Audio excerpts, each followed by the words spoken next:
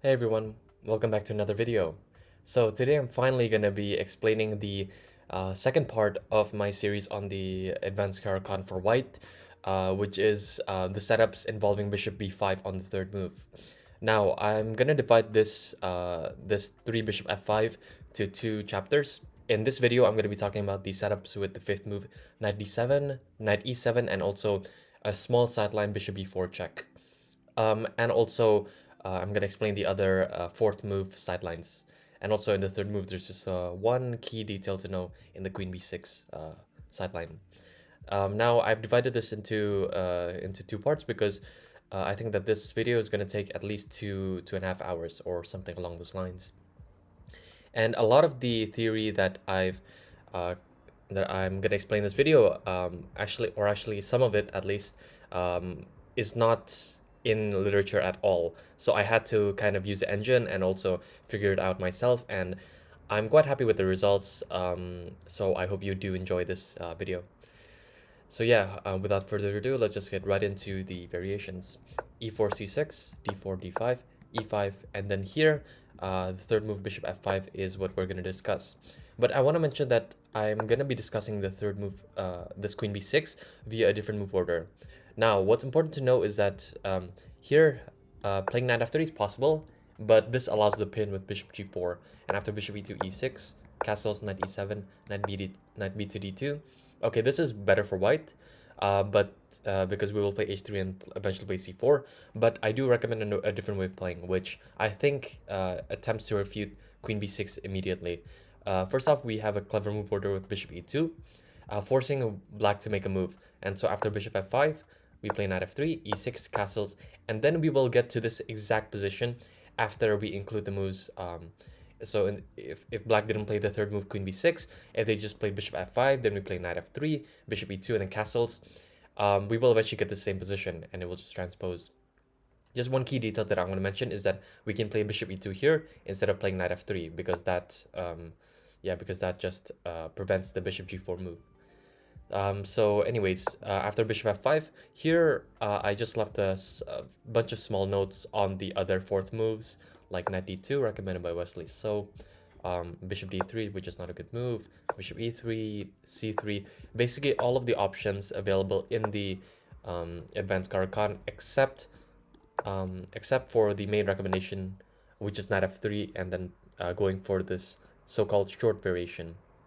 Now, the idea behind the short variation is just to play bishop e2 and then castle, and this occurs most of the time. I don't think that there are many exceptions to this. And in the main lines, we will play this typical setup.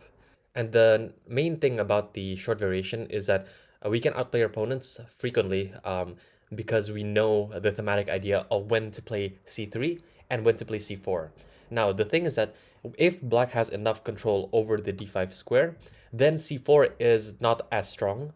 Meanwhile, if they loosen their control over the d5 square, for example, if they have the moves e6 and then they play c5, then we have the opportunity to play the move c4, which is very strong, to undermine this pawn, which does not have enough support because the c pawn has already moved forward.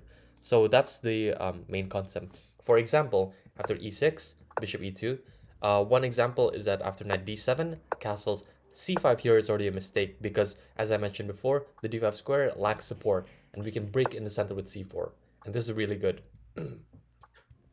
And instead of that, after knight e7 and castles, c5 here is the main move. The reason is that after c4, knight bc6, black has enough support over the d5 square, and so this is okay for black.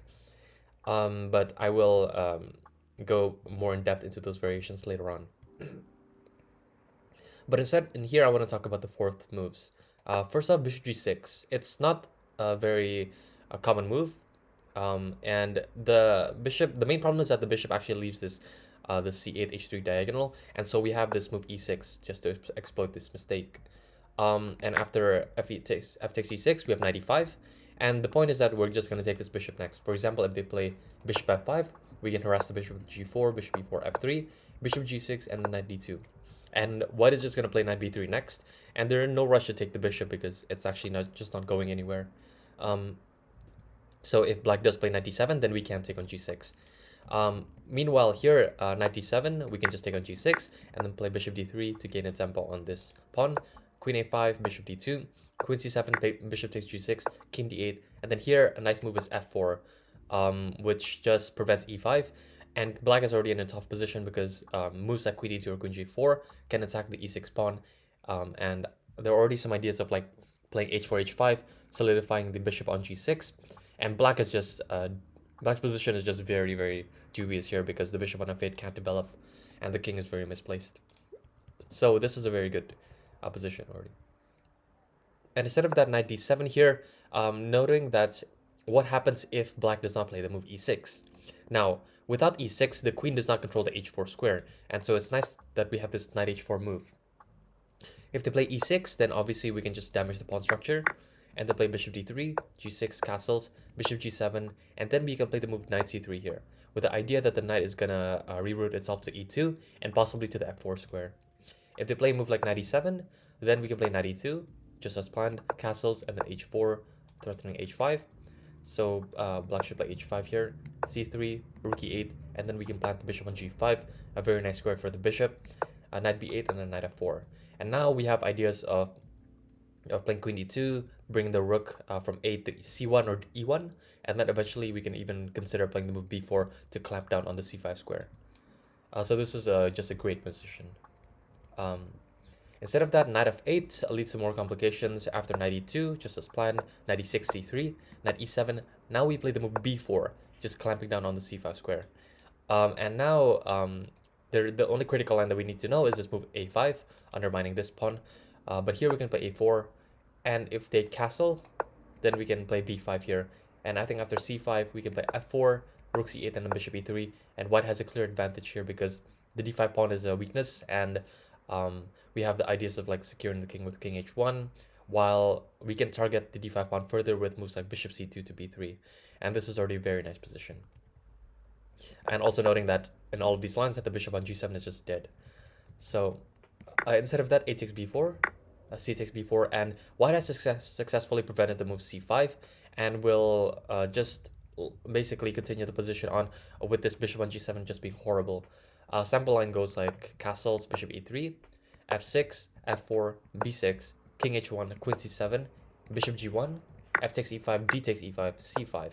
And now we have this b5 square open for the bishop, and so we can play bishop e5, a very thematic idea in a lot of these positions where black cannot play a6, or has not played a6. After rook fd8, a5, b takes a5, b takes e5.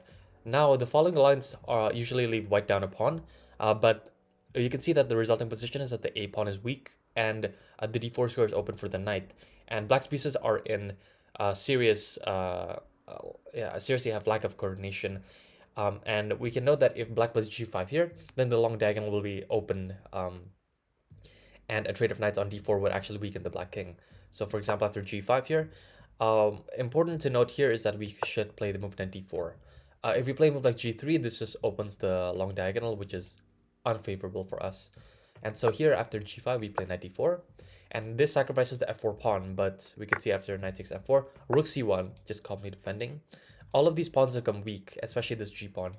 And so after bishop takes e5, g3, bishop d4, knight f g6, we have this move queen h5, and this is just a crushing position because of the bishop on d4, white's active rooks, the g5 pawn is hanging, and despite being down 2 pawns, this is just completely winning. So that covers this line with knight f8. So yeah, so that covers this move e6. If they play the move bishop e6, then it's we can just continue development with bishop d3. And now f6 and g6 are possible. After f6, we can play f4, threatening f5 immediately. And so here, after bishop f7, castles, e6, we note that there is actually an x-ray on this knight, so we can play this nice move queen e1, where we're just defending the knight. Possibly the queen can jump to g3 to pressure on g7, so black cannot develop. And black is in serious trouble here, especially because the bishop on f7 is horrible. And if they play g6 here, now we can castle. After knight h6, I recommend this move h3, which is not a common move in these lines, but I found out that with the knight coming to f5, there may be some ideas in the future to play g4, especially if the black king has castled. After, for example, knight f5 takes. If they take with the pawn, then okay, knight d2, c5, c3, bishop h6, f4, cd4, cd4, queen b6. We can play knight b3. After a5 threatening a4, we can play a4, preventing that. And after castles, already this move g4 comes to life. For example, fg, hg, there's already the threat of f5, so probably f5 is forced. And we can play king g2 here, bringing the rook to h1 with decisive effect. And if they take, then we can just play f5, just winning.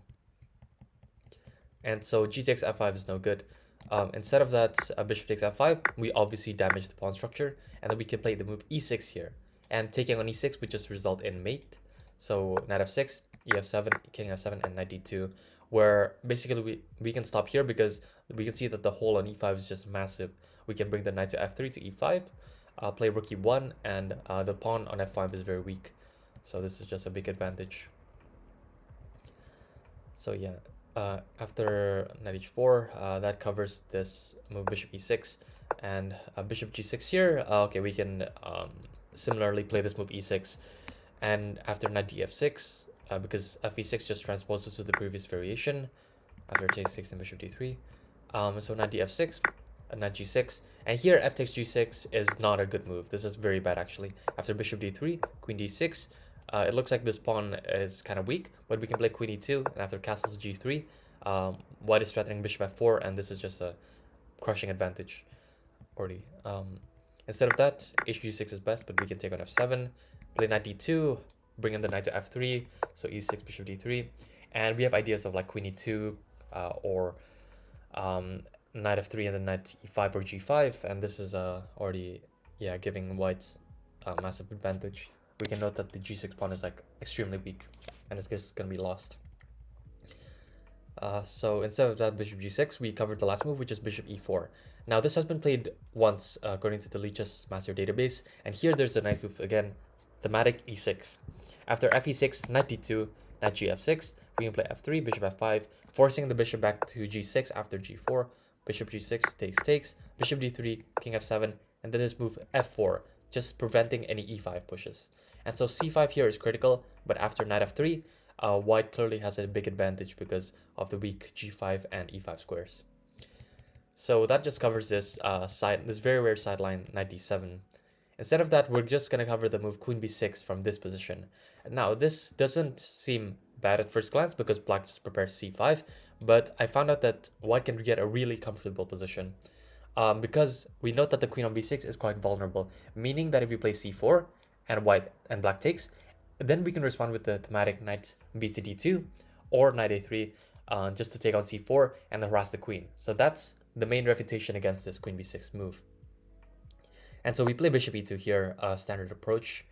After e6, we castle here, and there are a bunch of moves. Let's say, okay, the nice thing to know that in this position, every single move, we can play c4. So literally against every single move that I'm going to discuss here, we can play c4. Thematic to know here is the move c5. And here this is the situation where it gets really bad for black, because we can play the move c4.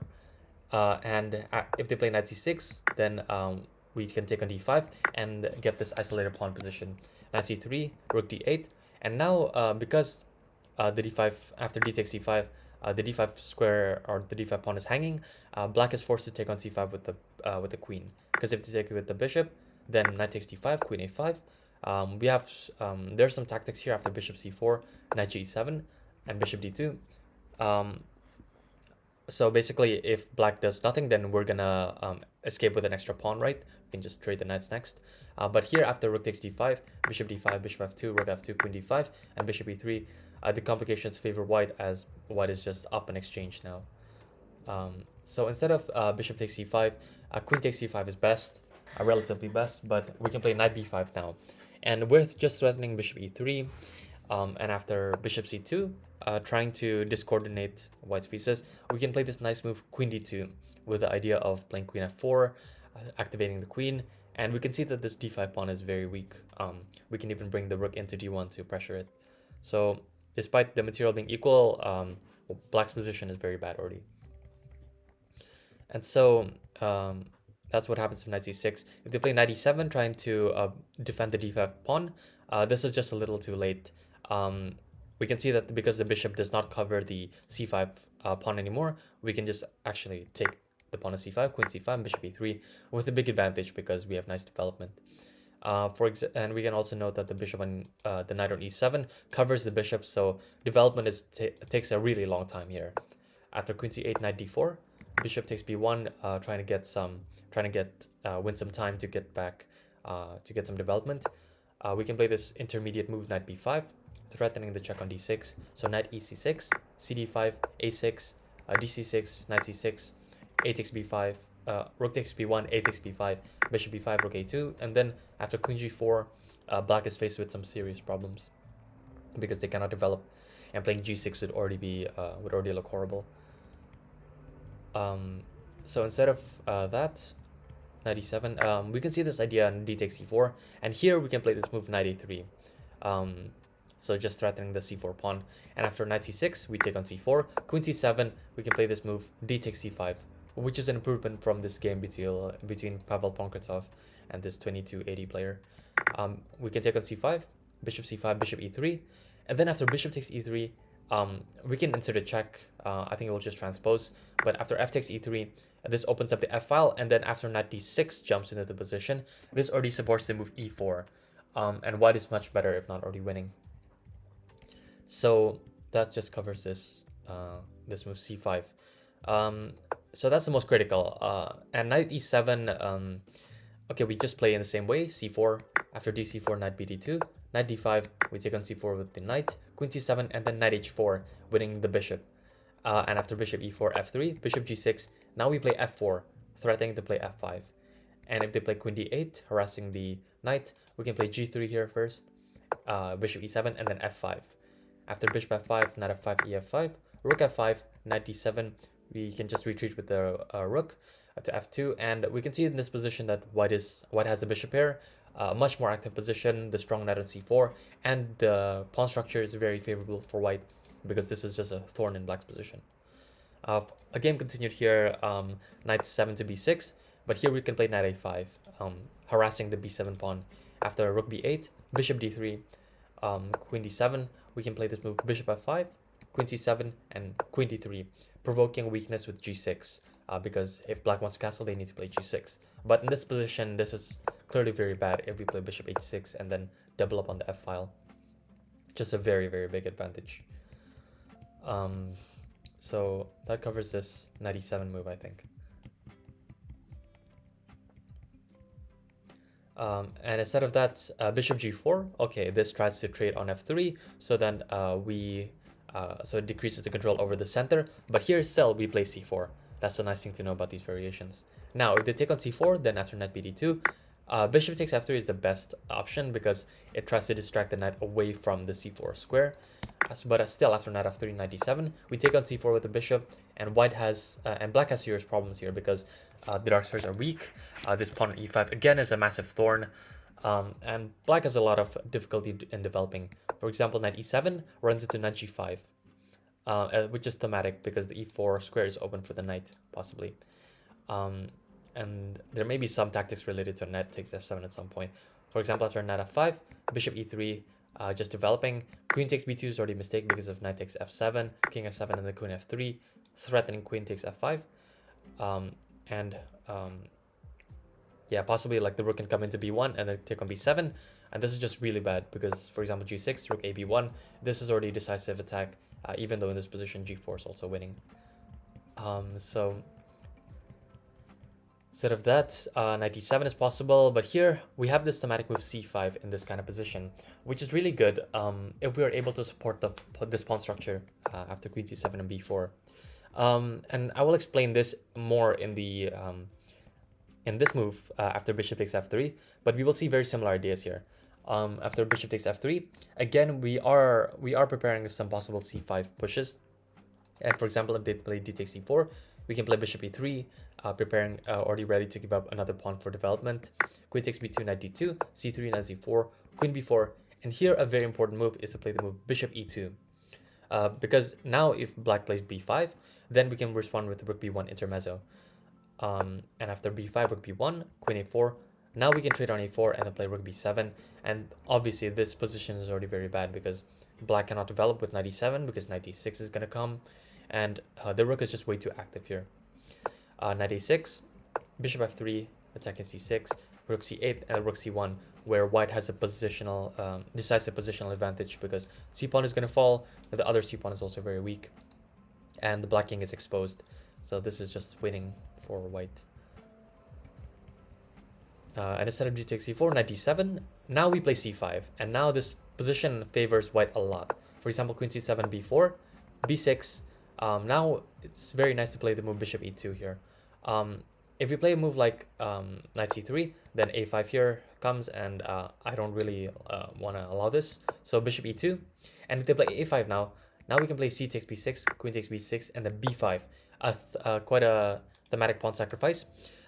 Because after takes, we play knight c3, and the pawn becomes very weak. After b4, knight b5, this defends the d4 pawn, and also threatens some knight infiltration at some point with like rook c1. And the nice thing to know is that black cannot stop, it's very difficult to stop this because the a-pawn has already moved forward, and white has a big advantage. For example, bishop e7, bishop d2, just preparing development, and rook c1 is going to come, and knight c7, this is already crushing. Despite being down a pawn. And instead of that, knight e7, if knight e7, then we can play knight c3. And if they play knight f5, then we can play rook b1 here. Just a useful move to get out of any a5 pushes because we can actually just play b5. For example, if they play a5 here, we can play b5. After bc5, bc6, queen c6, bishop b5, we get a lot of tempi. Queen c7, dc5, bishop takes c5, and then knight a4. The bishop can stay in this on this diagonal, but I think after bishop takes d7, we're gonna win at least an exchange. Takes, and then knight b6, and so bishop a7 is kind of forced. But here we can play bishop a3, and black cannot castle, so this is just crushing. Instead of a5, bishop e7 is more resilient, but here we can play g4. This g4 move is a common idea that occurs typically when the bishop has already come to e7, because and normally when the queen is still on d8. Because after bishop e7, normally this blocks out the queen's influence over the h4 square. So after the knight comes to h4, if we had a knight on f3 and we traded, the queen would not be replacing the knight on h4. Rather, the bishop would be there. And the typical idea here is just to play f4.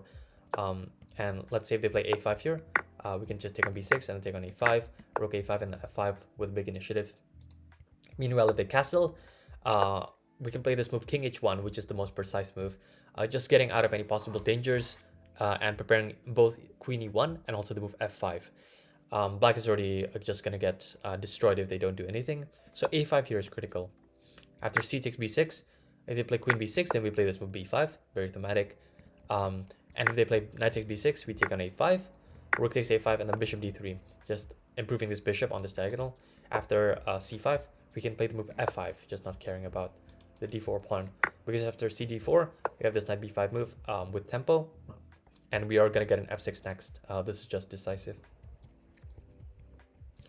So this covers this bishop e7 and this knight f5 move. If they play the move the immediate a5, then here again we can take on b6, and if queen b6, we know this typical idea, b5, knight f5, bc6, queen c6, and then knight b5, where we have ideas of playing the move a4 to solidify the knight there, ideas of g4, bishop f4, and also the move rook c1. And this is just a big advantage. If you take with the knight, then again, just like in every other variation here, we can take on a5. B takes a5. Knight c4 is no good because we can just win the pawn this way. And so after rook takes a5, we can play a4. And next, white will play the move bishop d2 for sure, just to harass this rook. And we have the outside pass pawn, so we can also note that black seriously lacks development because they need at least 4 moves to get castled, like 1, 2, okay, like knight f5, maybe run into g4. So it just takes a lot of tempi for black to develop, and so this is already very good. So yeah, knight d7, that's covered. And so let's cover the last one, which is knight e7. And here, again, I just want to explain some of the thematic concepts, which is the move c5 here. Just attacking the queen with the tempo, queen c7 and the b4. Now, if they waste the move, I just want to show that white has one of two ideas that they can employ. play knight d2 to b3 to control the a5 square and prevent any a5, or they can just play knight c3 to meet a5 with b5.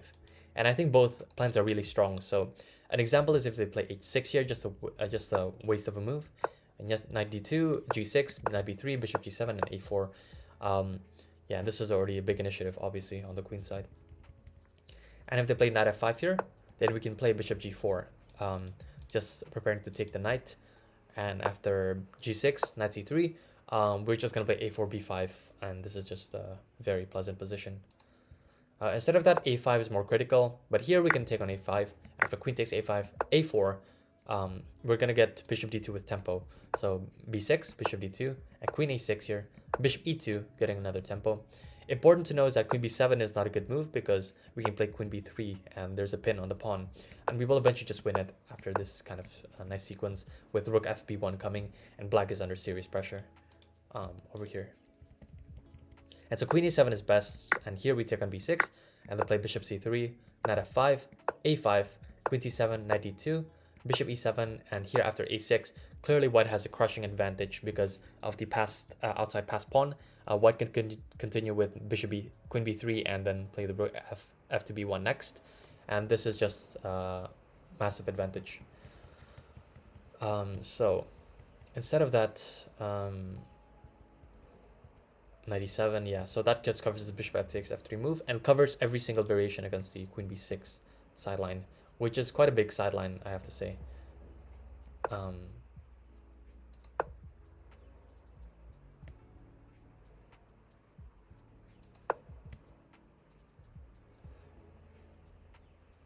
Oh no, sorry, I think we have a couple more moves. First off, we can cover this h6 move, which, okay, we can just continue with c4, and if, okay, black does nothing, then we can play c5 like usual.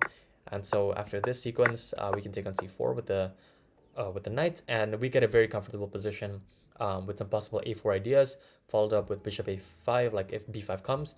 And we can play rook c1 next, and for a sample line here is after, okay, even b5, we can play knight e3, bishop e4, and then a4, where black is in serious trouble here because the pawns are overextended. If they play b4, we can play a5, and now the a4 square is open for the queen. Knight b6 is not possible, knight c4 is coming, rook f to c1 is coming also. White has a big advantage, obviously. So yeah, that just covers this small sideline h6. And if they play knight d7, then again we play c4. If they play knight e7, then c5, queen d8, and then b4. Black is just in time. White is just in time here to play before knight c3. After h6, a3, simple option here.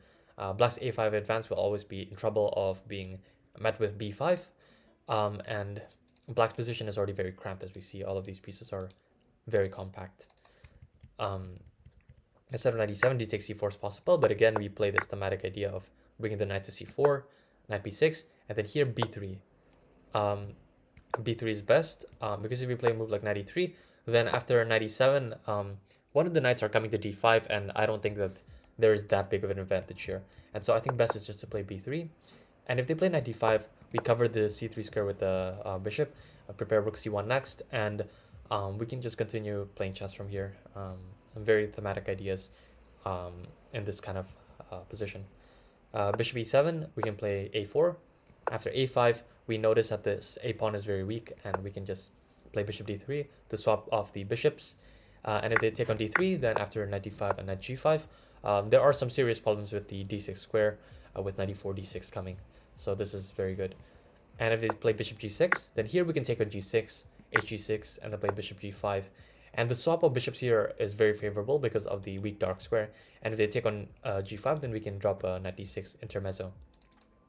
And this e5 pawn is just, as usual, a big thorn in black's position, which is why, ideally, just principally, the advanced variation of the Caro-Kann is the best response to the Caro-Kann itself, because this is strategically dangerous. However, objectively, there are enough lines for black to maintain the equality. Anyways, a sample line here is bishop e4, just avoiding the exchange of bishops, and then we can play bishop d2 here, because if they take on d2, then we can give an intermezzo. And if they take on c4, we can play b takes c4, bishop d2, queen d2, rook d8, and after rook fb1, white is fast enough here to get counterplay against the b7 pawn, against black's idea of playing c5. And so after knight d7, rook b3, c5, we play the move rook ab1. And after c takes d4, rook b7, queen c4, queen takes a5. Black just cannot castle here because the knight on e7 is hanging. And so after knight c6, queen b5. The exchange of queens would just lead into this endgame where white has an outside pass pawn. After knight d2, white is just completely winning here because of this outside pass pawn. And instead, if they play queen d5, then now we can force the exchange of queens dealt with rook c7. After takes, knight e7, and b6 here. This is also completely crushing because now black can't even castle because the e7 knight is hanging. And so it will take more moves to try to castle. And so in this line, I think that white has very, very good chances. Okay, just going back here. After 97, yeah, so that covers all of the queen b6 variations. What you need to know is that we can play c4 against virtually any other move, any move that black throws at us in this position. And instead of queen d6, let's talk about this move bishop g4. It's a very rare move, but the idea is just to exchange on f3 at some point, and then break with c5, because the knight, removing the knight would mean that the knight would not be able to control the central squares, and so bishop takes f3 is possible. But after bishop e2, e6, castles, knight e7, knight b d2. Playing a move like c5 here is already a mistake because we can just take the pawn. And what you need to know is that the idea behind knight e7 setups, for example, in this position after e6, here in knight e7, one of the main ideas is to play c5. And the idea is that if we take on c5, the knight comes to c6, the e knight comes to c6, and the other knight will come to d7, where black has enough pressure against the c5 and e5 pawns. And so that's what we don't want to allow. And I just want to mention that because we can see the difference here after e6, castles, knight e7, knight b d2, c5.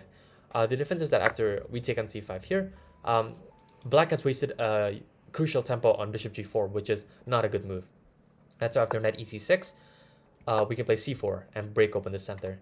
After bishop c5, cd5, playing a move like queen takes d5, runs into queen a4, with some pressure on the bishop. After bishop h5, rook d1, white has serious initiative here with the move like knight e4, and then even playing bishop e3 and then rook c1. And the queen is feeling very uncomfortable here. So ed5 is better, but still we can play h3, bishop e6, and then knight b3. After bishop e6, we can play this annoying move, bishop g5. Queen c7, rook e1, and clearly white has an active position. They can play rook c1 next, play bishop d3, possibly going back to b1 and then queen d3 with a battery. Ideas of knight b to d4 to attack the e6 bishop, and this is already a big advantage. So this bishop g4 move just wasted tempo because we saw that after bishop f5, bishop g4 is that's no good. And here e6 is the main move by far. And we will continue with bishop e2. And I want to mention a couple of other sidelines here. The first one is bishop e4 check. This has been tried actually by Carlsen and Draken in the past, so it's not to be taken lightly, but the idea behind this move is to, even though it allows c3, is to bring the bishop back to c7, where typically we will see the bishop on e7 in the advanced Caro-Kann not being very useful, and so the idea is just to bring the bishop to c7, claiming that it will be more useful in applying pressure on e5, so f6 is more effective. But in here after c3, bishop a5, we have this very nice move queen b3, which was recommended by Grandmaster Victor Bologan in his DVD Fighting Against the Caro-Kann. And this poses some serious problems towards black. If they play a move like queen d7, we can play this move knight h4, just winning the bishop. So after bishop g6 takes, knight d2, the knight is coming to f3, and white has nothing to be concerned about. This bishop on a5 looks kind of silly. White has a big advantage here. And this is the thematic idea, to play this knight h4 move, and then after bishop g6 just to take it. And even though we can see that we don't typically want to open up the h-file, where we want on the side that we want to castle, but in this position and in many types of positions, this is okay because the knight can replace itself on f3. If white is able to achieve the other knight coming to f3 and then support the king side that way, and also the center, then white is doing very great, very good there. So that's a thematic idea that you also need to know. Bishop b6 is more common, but here we can play a4 to threaten a5, and the point is to to induce this a5 move, and after which we can play knight h4. Because we can see that the bishop is loose on b6 here, bishop takes b1 is the most commonly played move, and after rook b1, knight d7. Here we can play g3 here, and we can play f4 next with a much better position. Yeah, this is already a big advantage. So that's just a little bit about this bishop e4 check. Knight e7. Now, actually from this position, I just want to mention that there are two main setups that black can employ. Either not the knight e7 setup or the knight d7 setup. With the knight e7 setup, they can play a move like c5 like before, and then if we take, then they play the knight e to c6. Meanwhile, if they play the knight d7 setup, the most common setup here is to play h6, knight e7, and then play g5. And the idea behind this kind of setup is not so much to attack the black king, to attack the white king, but just to get the bishop to g7 and then eventually play for c5 with moves like queen c7. And so the difficulty in playing the short variation from the white perspective is that you need to know a lot of setups, and black can use many different move order tricks to try to trick us into not getting into our preparation. But if you know the thematic ideas, I think white is doing more than fine. So first we will cover knight e7, and here I think best is just to castle. If they play a move like bishop g6, this move usually just wastes time, so this is not good. We can play knight bd2, preparing knight b3 to cover the c5 square, preventing any c5. Knight f5, knight b3, and a move like bishop e7 here is already a waste of time, typically when the knight is on f5, because we can use this thematic idea I mentioned before with playing the move g4.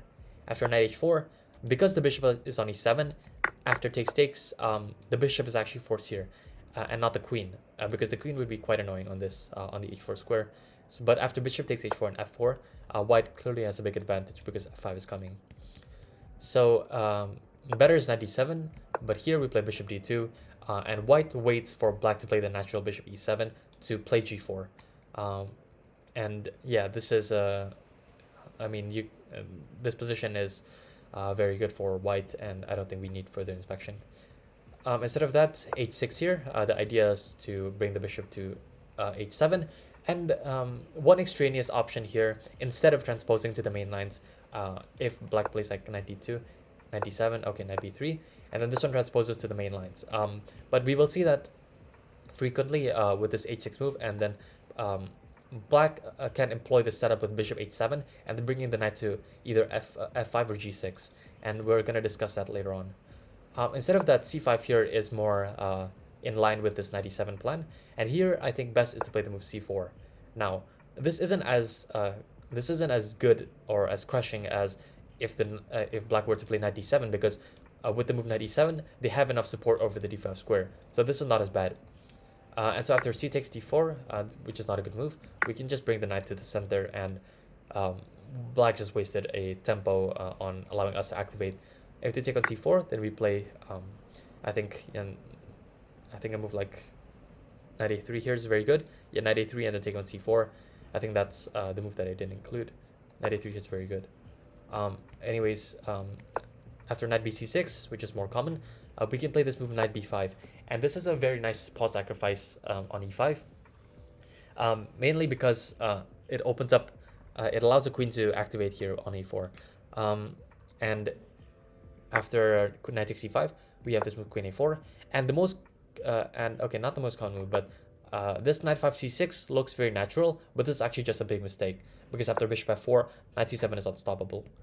And instead of that, knight 7 to c6 is better, but we can take on d5, ed5, and then play bishop f4, threatening the knight. And if they play a move like bishop d6, we can play knight c3, attacking the d5 pawn. After castles, rook d1, white has amazing pressure on the d5 pawn and great activity, winning back the pawn soon enough. So instead of that, f6 is more resilient, but here we can play knight 1 to c3. And we have this very nice idea of playing the move knight d5, and then knight c7 with a fork, so the queen cannot capture. And so if they play a move like d4, this doesn't stop knight d5. If they play rook c8, we can take on d4, because the bishop on f5 is hanging. And if they play king f7, then we can play bishop takes e5, fe5, and the queen b3, threatening some discovered checks. After knight a5, we can play queen f3, and this is just a decisive advantage, because white can make use of the spin and play bishop d3 next. Instead of that, a6, here we can play knight takes d5, and black is forced to give up the exchange here because knight c7 is coming otherwise. So here we can just win the exchange with knight c7, king f7, knight takes a8. Now, if white is able to consolidate the extra exchange, then white would be easily winning here. But after this knight d4 move, we do need to have very precise play here. After bishop d1, bishop d3. Now, if we play the move like a move like rook e1, then after bishop b4 with a tempo, we are just gonna lose the knight on a8, knight on a8 here. So important is to play the move bishop h5, freeing the d1 square for the rook. After g6, rook fd1, gh5, bishop e5, fe5, rook d3, bishop d6, knight b6, rook d8, and after knight d5, both bishop c5 and bishop f8 result in black winning back the exchange. But black, or rather white, will get a very good endgame.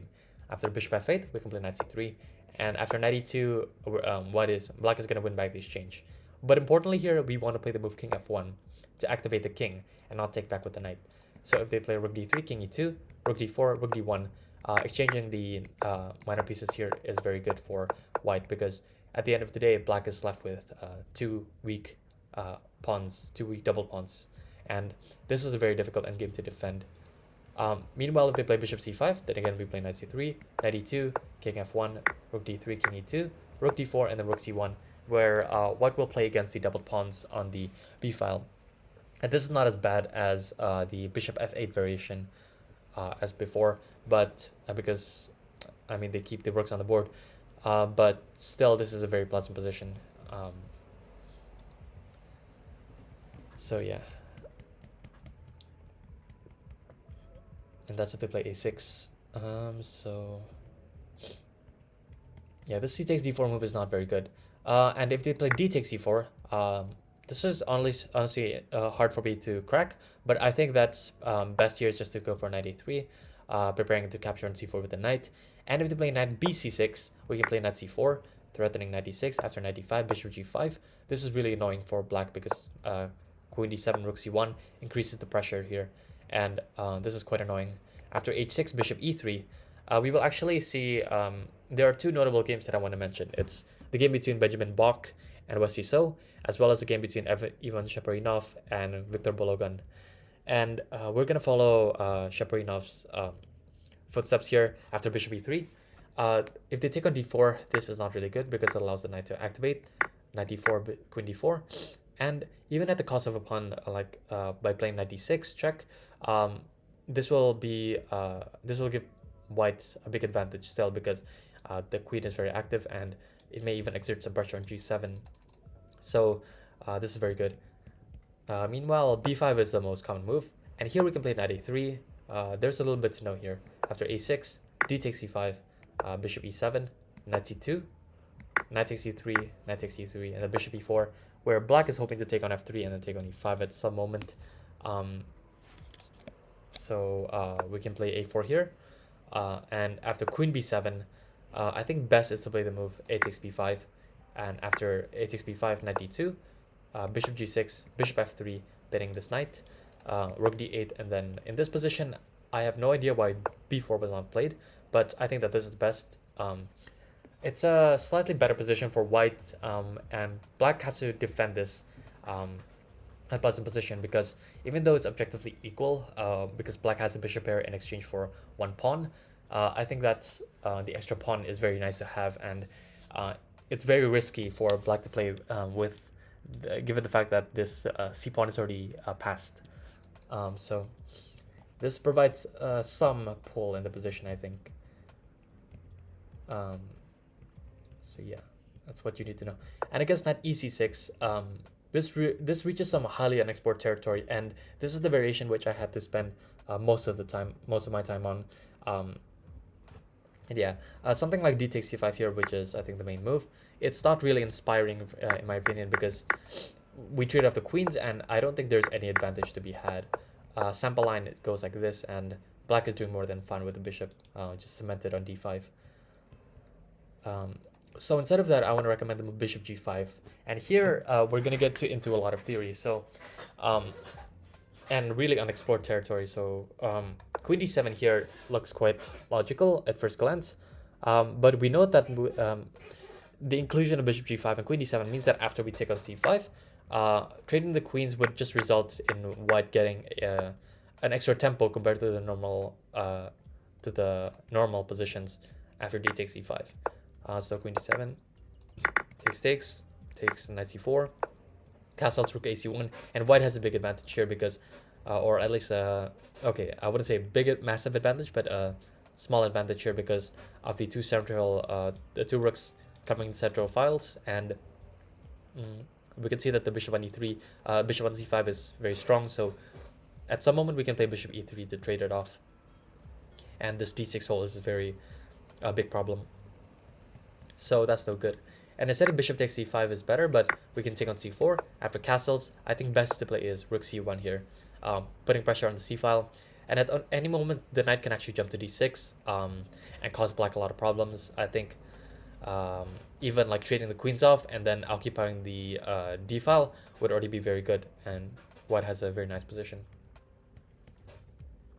So instead of queen d7, bishop e7 is another move, but here we take on e7 and play knight c4, threatening knight d6. After castles, dc5. So this is an improvement, I think. Yeah, this has been played before. And the idea is if they play queen takes c5, we can play knight d6, and the rook is going to come to c1 with tempo.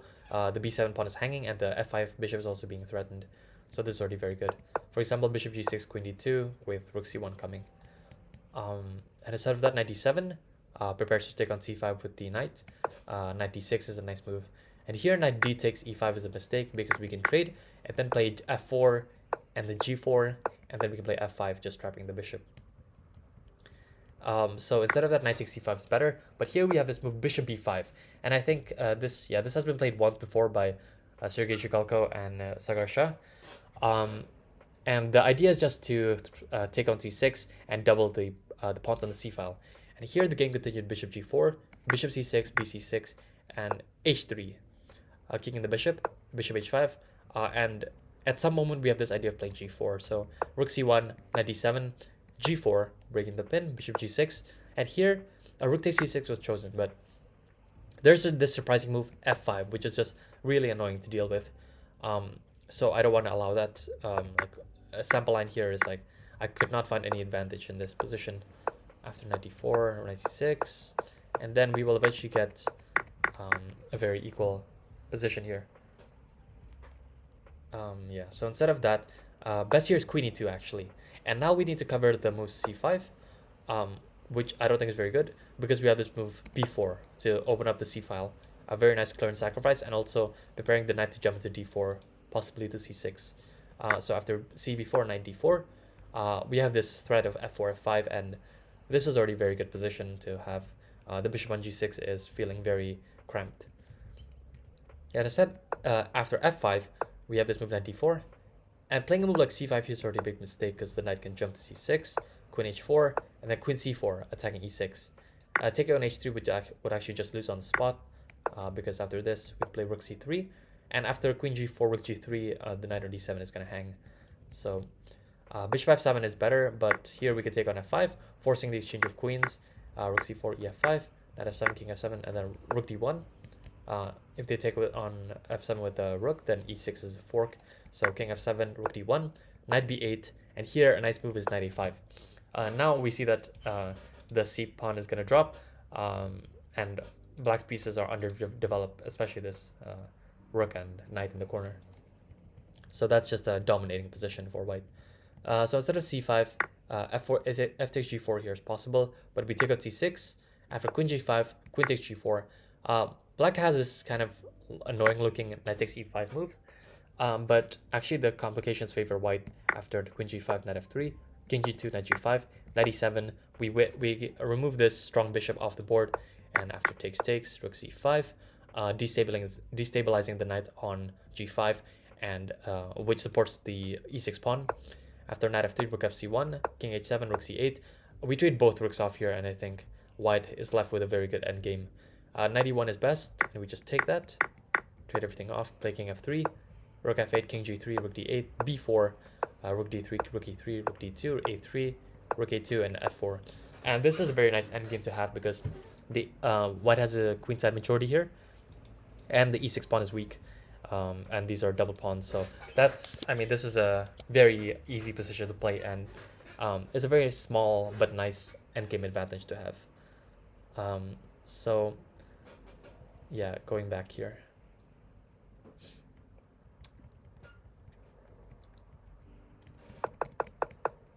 I think here, yeah. So we've covered those moves. Bishop e5. So I think this covers this bishop e7 move. Now we will get into the main line of theory. Okay, I mean, this is like not in any literature books because this does not exist in literature.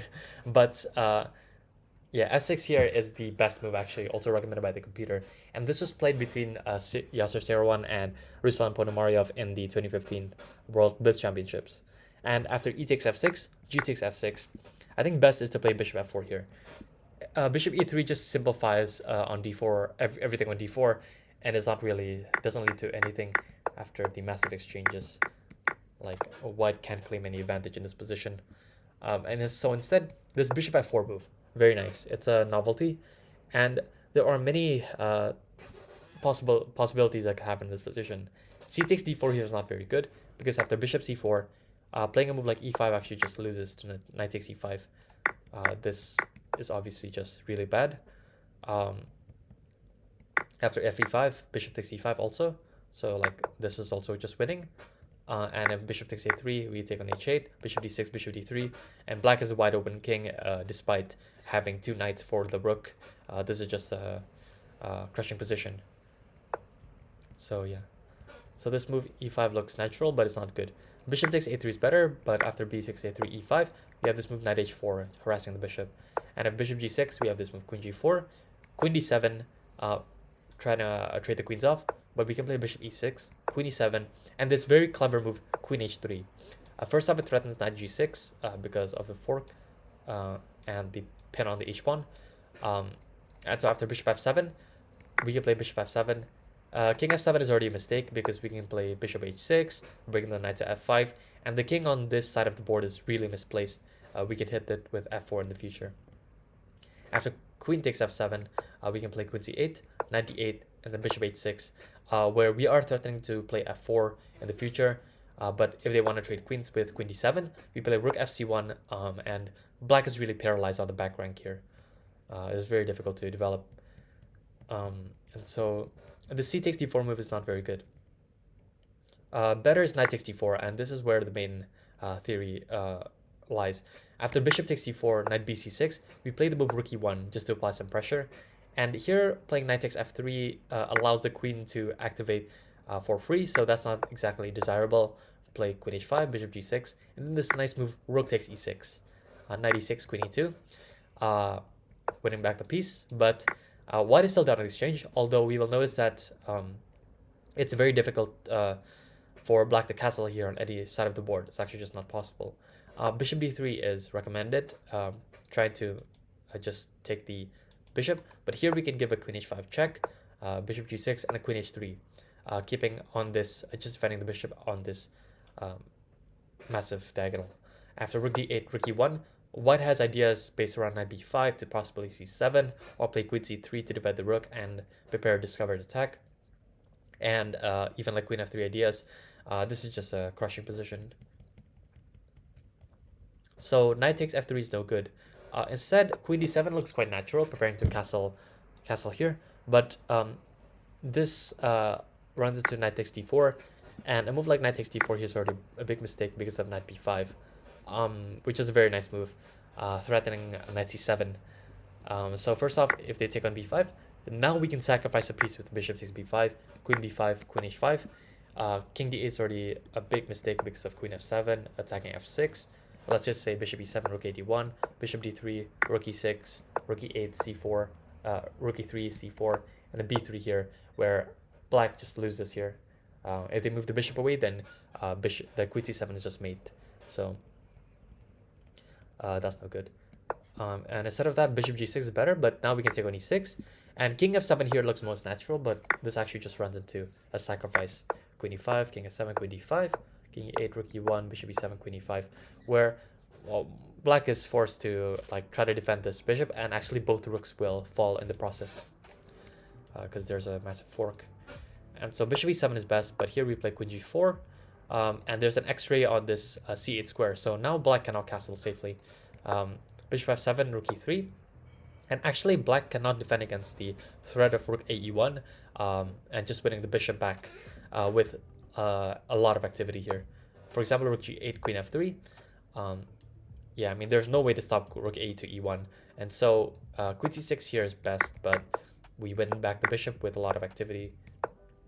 f3, bishop a2 takes, and rook a1 here, just winning back the a pawn, and the activity of the rook and the bishop, along with the weaknesses on the double c pawns, just give white a big activity, big advantage due to the activity. And so this queen d7 move allows this knight takes d4. Oopsie, sorry about that. This queen d7 move allows this knight d4, cd4, queen h5. Okay, yeah, we haven't covered this one. If they play knight d4, then we have this knight b5. But if they play c takes d4, you have this queen h5 check.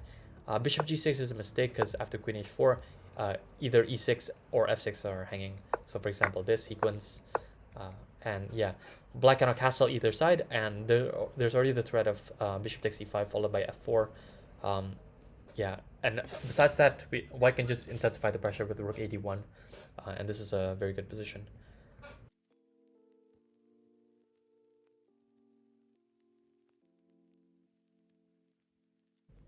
So in this position, there are many ways to try to respond to white's threat. Obviously, if the bishop, the bishop does not have many squares. So if it moves to g6, after queen h4, either e6 or f6 are falling, with white having a big advantage. And if they play rook g8, trying to make use of this pin, we will note that actually the rook on g8 means that there's an x-ray on this rook. And e5 is not possible anymore because the rook would be hanging. So this really takes a lot of possibilities from black's position. For example, you can play h3, and now we're just threatening a move like bishop g3 or king f1 to remove white from the pin, and then the bishop is forced back, and then e6 falls. So here, bishop takes a3 is possible, just to win some time,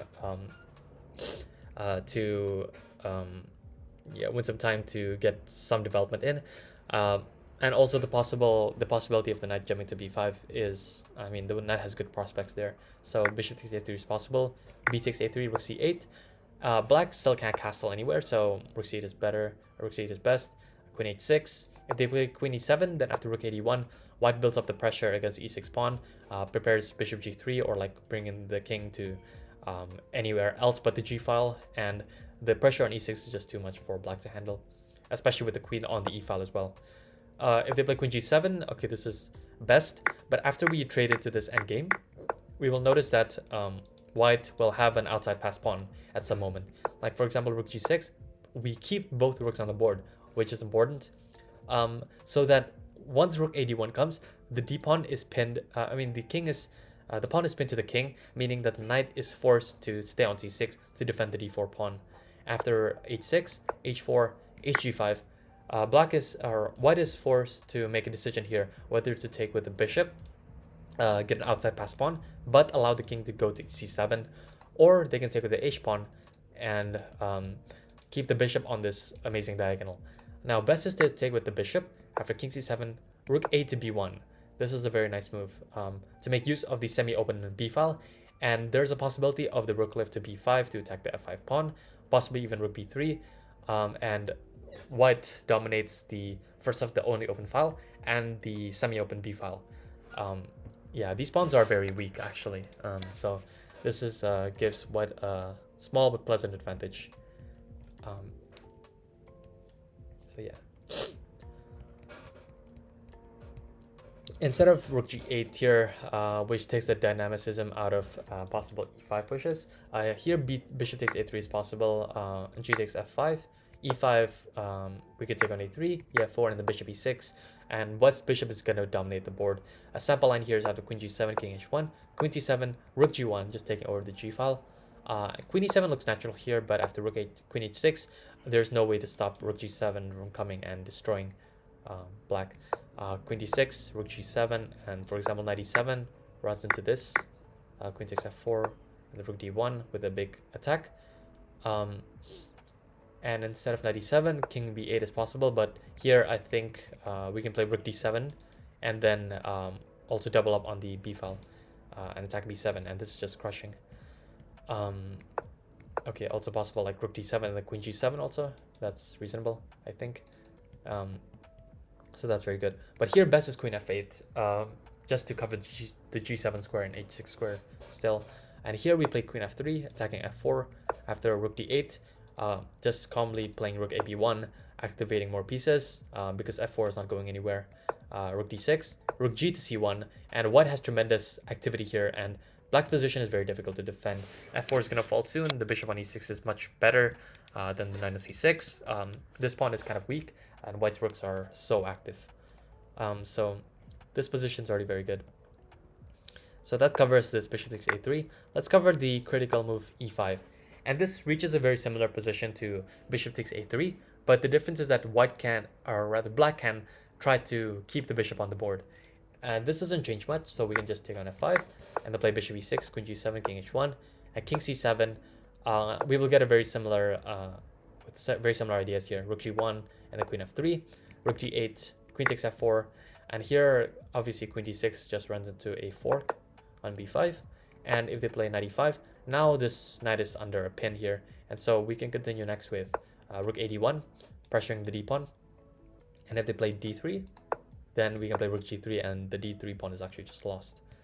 And if they play queen b4 here, I found that even though there's this interesting rook takes d4 move, it looks very tempting, but after this sequence, the bishop actually just comes to c5, and then black is able to activate rook d8, and black is enough activity here. I mean, the rook is coming in, so this is unpleasant. And so instead of rook takes d4, rook g3 here is best, focusing on activity and preparing rook b3, king b8, rook b3, queen d6, then playing this move rook c1. And now white has a lot of initiative for the pawn, and with ideas like knight b5, and we note that the bishop on f8 is actually just for the time being remaining on back rank. So if the rook on d8 just leaves the back rank, then rook c8 would just be mate, and so that's a possible idea that you have to think about. And so this line I think is very good for white after king d8. Yeah, cd4, queen h5, king d8, and the g4. And that covers this queen d7 move. Now the engine recommends this very interesting move h5. Now I think that this is the best move, and the idea is just to prevent the queen from ever infiltrating h5, because as you saw before, it became kind of problematic for black. And here we can play the move knight h4, harassing the bishop, and the only move is e5. I think we should play bishop e3, which first off threatens to take on d4, and then take on f5, and then play queen f3, with pressure on the knight there, and also on f6.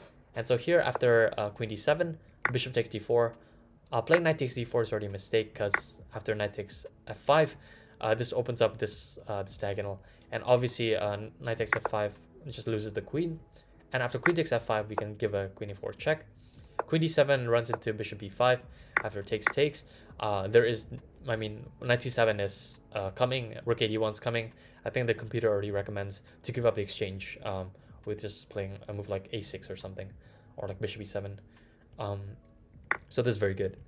And so queen d7 is no good. King d8 is better, but here after knight b5, queen d7, queen a5 induces b6 to weaken this long diagonal. And so after b6, queen a3 is a nice move. And black is in really bad shape because the rook is coming in.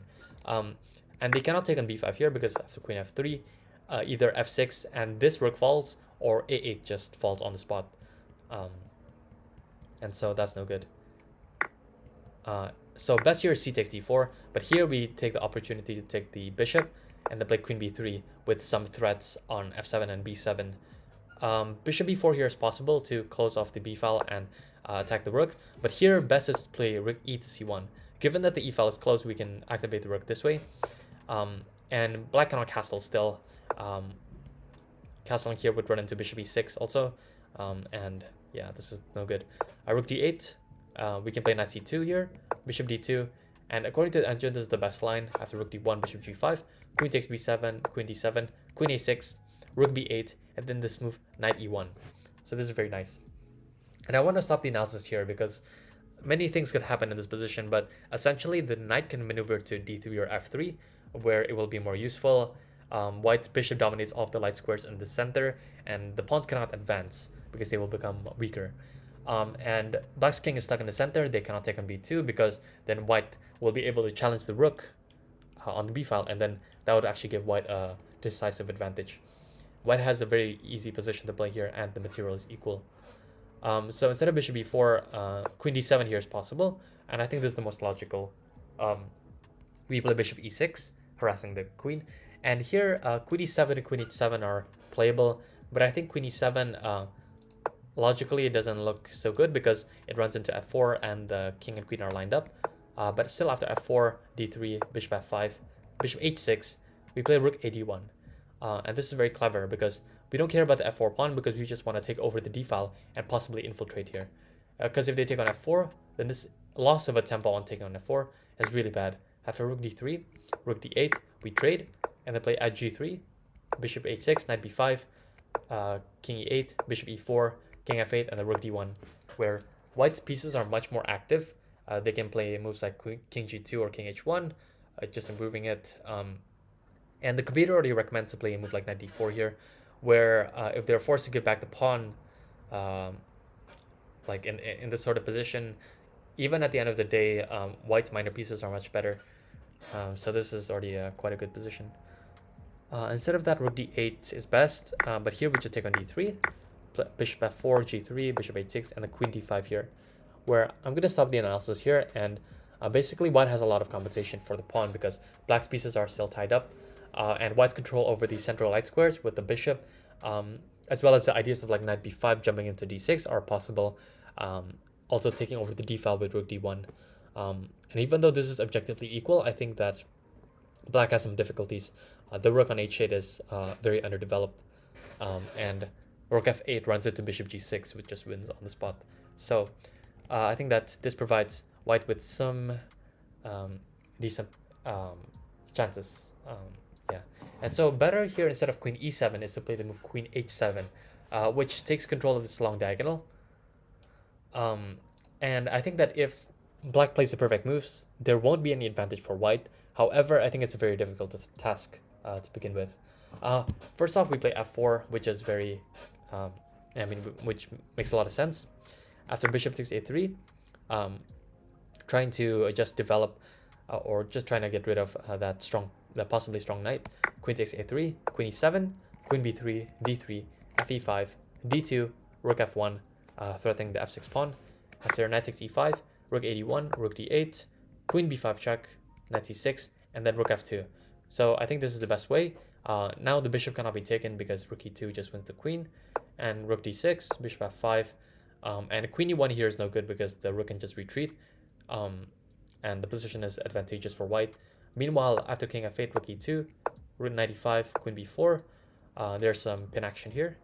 Rook g8, there is already the threat of knight f3, so we can play bishop e4, f5, trying to distract the bishop so we can allow knight f3, but we don't do that. Rook f2, rook f6, we trade the queens off and then play bishop d5 here. Play bishop d5, rook d8, and then bishop b3. Because if we take on d2, then there would be a very annoying pin with rook d6. So we play bishop b3, f4, rook d takes d2, rook d2, rook takes d2, f3, bishop d1, h4, g takes f3, and at the end of the day, we simplify into this endgame with complete equality. But I mean, this is a very difficult move. First off, queen h7 as compared to queen e7, playing like all of the correct moves with h5 here and then e5 and then queen d7, it's very difficult. So I doubt any of your opponents, first off, will ever get into this position with bishop f4, and secondly, I doubt that it's very difficult to find those moves over the board. So that covers this bishop f4 move, and essentially covers this knight ec6 move, and we have essentially covered this d takes e4, knight a3, knight ec6. Next, we're going to talk about knight bc6, and here what I don't want to recommend is allowing some sort of possible queen exchange here, and like this position is quite uninspiring in my opinion. So knight e3 here I think is more interesting. And if they take on c4 here, this just allows the knight to come in, and knight d5, bishop g5, queen d7, rook c1, and we will get the same position that we saw before in the 7th move, d takes c4, and then knight b to c6, where the main move here is I think h6 and then bishop e3, b5, something like that, following the Bach versus Wesley So game. And it said a6 here, preventing knight b5. Now we can take on c5, and after d4, I think that after queen a4, there's a very complicated position to be played ahead. In this position, knight g6 is possible, and here we play rook d1. And I think if black ever plays d3, this will most likely transpose into the 10th move d3. And so a sample line is just bishop e3, bishop e7, knight c2, where castling is actually not very good because we get to win this bishop next with the knight and defend everything. And so instead of castling, queen c7 is best, but after bishop d3 takes, and rook e1, this will just transpose into the 10th move d3. Instead of that, bishop takes c5 is best, and this is an independent try. And here we have this very nice move b4, because if bishop takes b4 happens, then we will play knight takes d4, making use of this pin. And queen b6 here looks like it holds everything together, but we can just take on c6, and this very nice clearance sacrifice c5, clearing the c4 square for the knight. If they play bishop c5, then after knight c4, queen c7, taking on f2 is no good, because it will just lose time, and then knight d6 comes. So queen c7, knight d6, king f8, queen c4, attacking the bishop, bishop a7, knight f5, ef5, and then e6 here, where black is not going to survive this position, I think. I mean, if they take on e6, then the queen jumps into the position, which is very bad. And if knight e5, queen c3, fe6, bishop f4 just wins on the spot. So yeah, queen b6 is no good. Instead, queen a5 is better. I try to get the queens off the board, but we can actually trade into this favorable endgame. If they play knight takes a5, then we can play knight takes f5, ef5, and then rook b1. A move like bishop e7 is actually not good. The reason is that the e7 square is now occupied by the bishop, which does not allow knight e7 to defend the f5 pawn. And so after rook d5, knight c6, we play knight c2. If we take on b7, then black is going to be able to take the time to castle and then challenge the b file, which is not what we want to allow. Better is knight c2, and taking on b7 is now possible. So after rook b8, f4, castles on bishop e3. White has tremendous activity here because the f5 pawn is weak. The rook is coming possibly to d7. Yeah, and knight e7 is not a possible reply to defend the f5 pawn because the bishop is now on e7. So this is very good.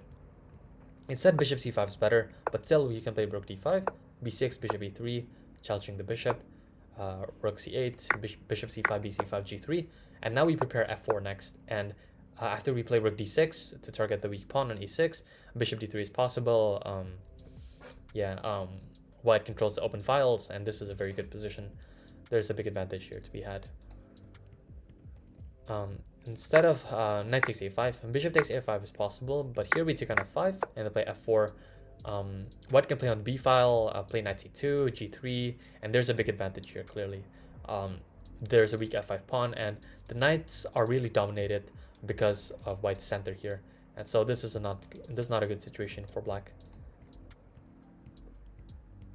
Instead of a bishop takes b4, that's why bishop a7 is best. But now we can play the move c5 to shut down the bishop and also prepare knight c4. And this was played before by Peter Leko and Michael Ruiz, also in Sasuke versus Ariantari. After castle, knight c4. D3 here is possible, and it becomes quite forcing after bishop g5. If they play queen d7, this is not best. Knight b2, h6, bishop e3. And here the game between Sasuke and Tari continue queen d5, which is not a good move. Knight d3, queen e4. And here, I think knight d2 first off, harassing the queen. After queen d5, best here is actually just to play the move knight e1.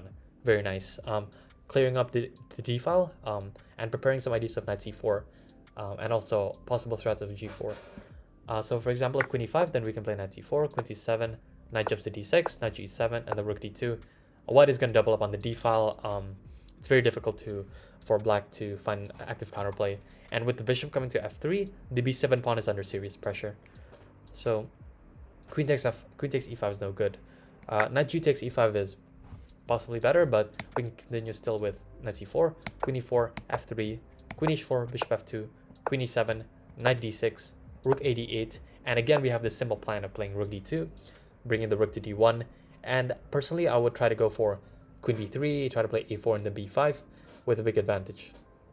It's possible to push the pawns on the king side of the board, but personally I wouldn't, I don't think this is necessary, even though the computer says it's quite good. So queen d5 is no good. I think that possibly Tari messed up the moves here and wanted to play instead of queen d7, play queen d5 immediately, and this becomes forced. This goes into forced sequence. After queen d7, knight b2 here, bishop e3. Rook a d8 is better, but still we take on d3. Knight c takes e5. This forces the queens off the board. Knight d7 and then a4, but I think white has good chances here. Knight e7 preparing knight d5, and here we play knight d4 attacking the bishop. If they play a move like bishop h7, then after knight b3, it's very difficult to defend the b7 pawn because knight a5 is coming, bishop f3 is coming. It's very good situation for white. And if they take on d3, it's important here that we take on d3 with the rook to maintain a defense over the d4 knight in case the d file opens up.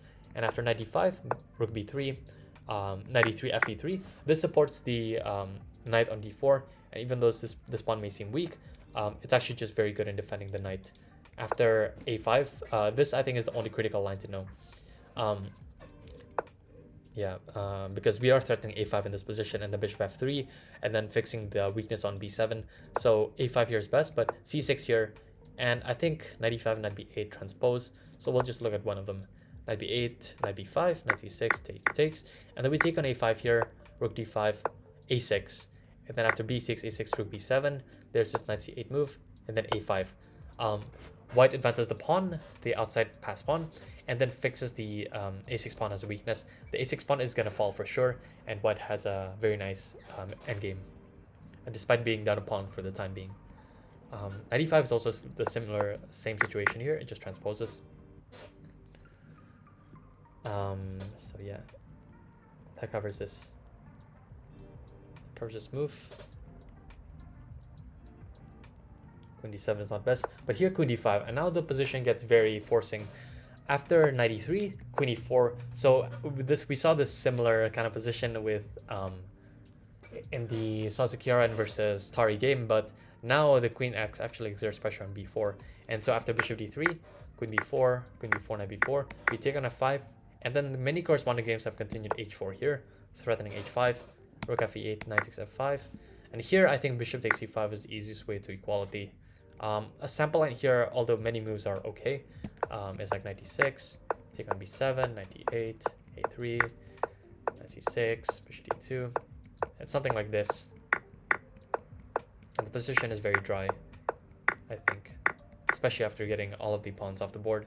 And this reaches an equality, I think. Instead of that, h6 is possible, but I think we can play bishop d2, bishop c5, knight d6, rook e7, knight e4, b6, we take on c5, play bishop c3. After knight c2, rook a c1. There's a case to be made here where the pawns are quite weak on the c and a file, but I think black has this move knight d4, which just takes a sting out of white's small initiative. Knight d4, c d4, we take with the rook. After knight e5, rook c to d1. I think that white has a very marginally better position. It's very slight. I think it's possibly symbolic, but still I think white's position is quite nice to have here because the a pawn can be under a little bit of pressure. White can play g3 and king g2 next if they don't fall into a knight f3 fork, and I think that the bishop in the open position is very pleasant. So yeah, so that covers this this forcing line after queen d5. Then d3 here and then queen d5. Instead of d3, black can play bishop e4 here, which is the main move, either preparing bishop d5 or taking on f3. After we play knight d6 here, bishop d5 is possible, and then we play bishop g5, which is quite annoying.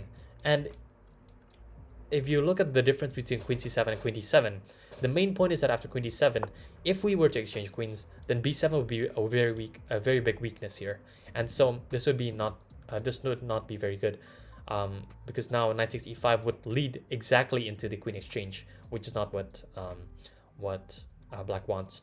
For example, knight takes d4, knight c takes e5 is no good, because after we trade the queens off, bishop f3, we challenge the stronghold in black's position, and after this sequence, bishop d2, important to defend the b4 pawn. So now we're actually threatening knight b7. Playing a move like knight f6 here is no good, because now we can take on b7 and the b4 pawn is defended. It's a rook fb8 here is best, but after bishop c3, knight f4, king f1, just getting out of any knight e2 forks, knight d5, and rook 8 to c1. And I think white has a very good control over the position. It's important not to move the bishop away. For example, bishop e1 looks natural, but this would allow b6. After the pawn moves forward, the pawn would not have enough support. Meanwhile, after rook 8 to c1, if b6 happens, then after c6, the pawn is supported by the rook, and this is very good for white. And so knight c takes e5 is no good. Knight g takes e5 is better, not to trade the queens off, but after knight c6, if they take on c6 with the knight, then we can play bishop c4, challenging the stronghold in black's position. b5 is best, and after cb6, queen d6, we get into this sequence, bishop e3, and we can see that this bishop is going to plan itself nicely on c5. Rook fd8, queen b3, knight d5, a4, then bishop c5, and white has a big advantage here because the d5 pawn is weak, and the bishop is just so nice in this open position. So yeah, knight c6. After b takes e6 though, this does defend the bishop additionally, and so here we can play bishop f4, harassing the knight g6, and then bishop g3. And best here is actually to play f5, but after f3, I mean, white can challenge the bishop next with bishop c4. The e5 square is very weak, and black cannot play something like e5 because rook takes d5 is just winning. So yeah. That covers this queen d7 move. Best here is actually queen c7, and here we can just take on d4.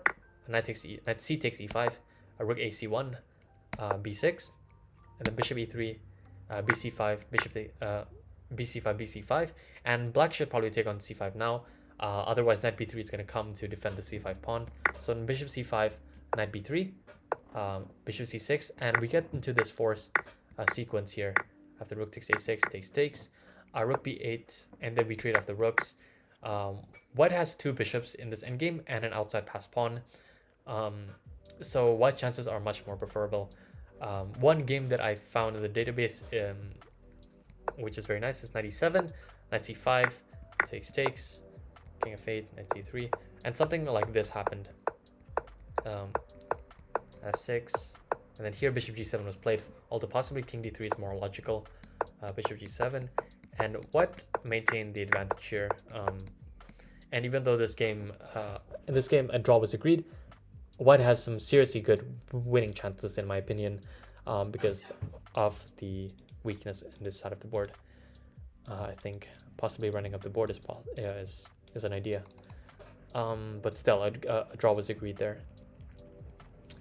And so yeah, just going back here. So queen c7 is best, but still, I think white has some decent chances. Bishop takes f3. Yeah, here. Okay, so we covered bishop d5 here, but let's talk about bishop takes f3, which wins the e5 pawn immediately. After bishop takes f3, knight g takes e5, because they don't want to lose the b7 pawn. That would be very bad. Knight g takes e5, bishop e4. This provokes the move f5, which has been played all of the time. Because if they play a move like queen c7, then after bishop f4, black is under serious pressure here with this X reaction. And so f5 here, but here we can just take out c6, knight c6, and then I think best is queen b3 to attack the e6 pawn. Queen d7, rook e1, rook f6, and then bishop f4. And here, playing a move like rook a to f8 is the most common move, but it allows a4 here, and b5 is going to come to mislodge the knight. For example, a5, b5, knight b5, queen c4 attacking the d4 pawn, After bishop b8, rook 81, d3, and the white has this nice move, rook e3. And white is just prepared to give up the exchange here because the resulting position is that white has massive, like, it's just a massive monster bishop on d6. White could continue with f4 next, and then solidify control over the e5 square. The a5 pawn is weak, and white has tremendous compensation in this position. I'd be very happy to play this kind of position. Instead of rook a to f8, b6 here is best. And this comes with a very, it's a very difficult idea to find, in my opinion. After c takes b6, there's this, black needs to play the move bishop b8 here. If they play a move like bishop takes b6, then after rook ac1, there's already the threat of rook takes c6 followed by rook takes e6, which would be crushing because of the black king position.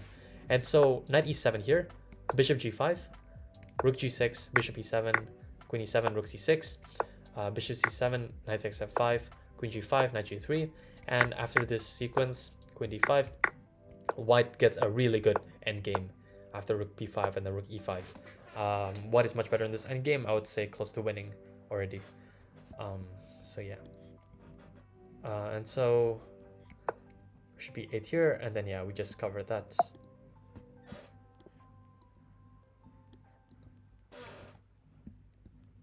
So yeah. So yeah, after c takes b6 here, bishop e8.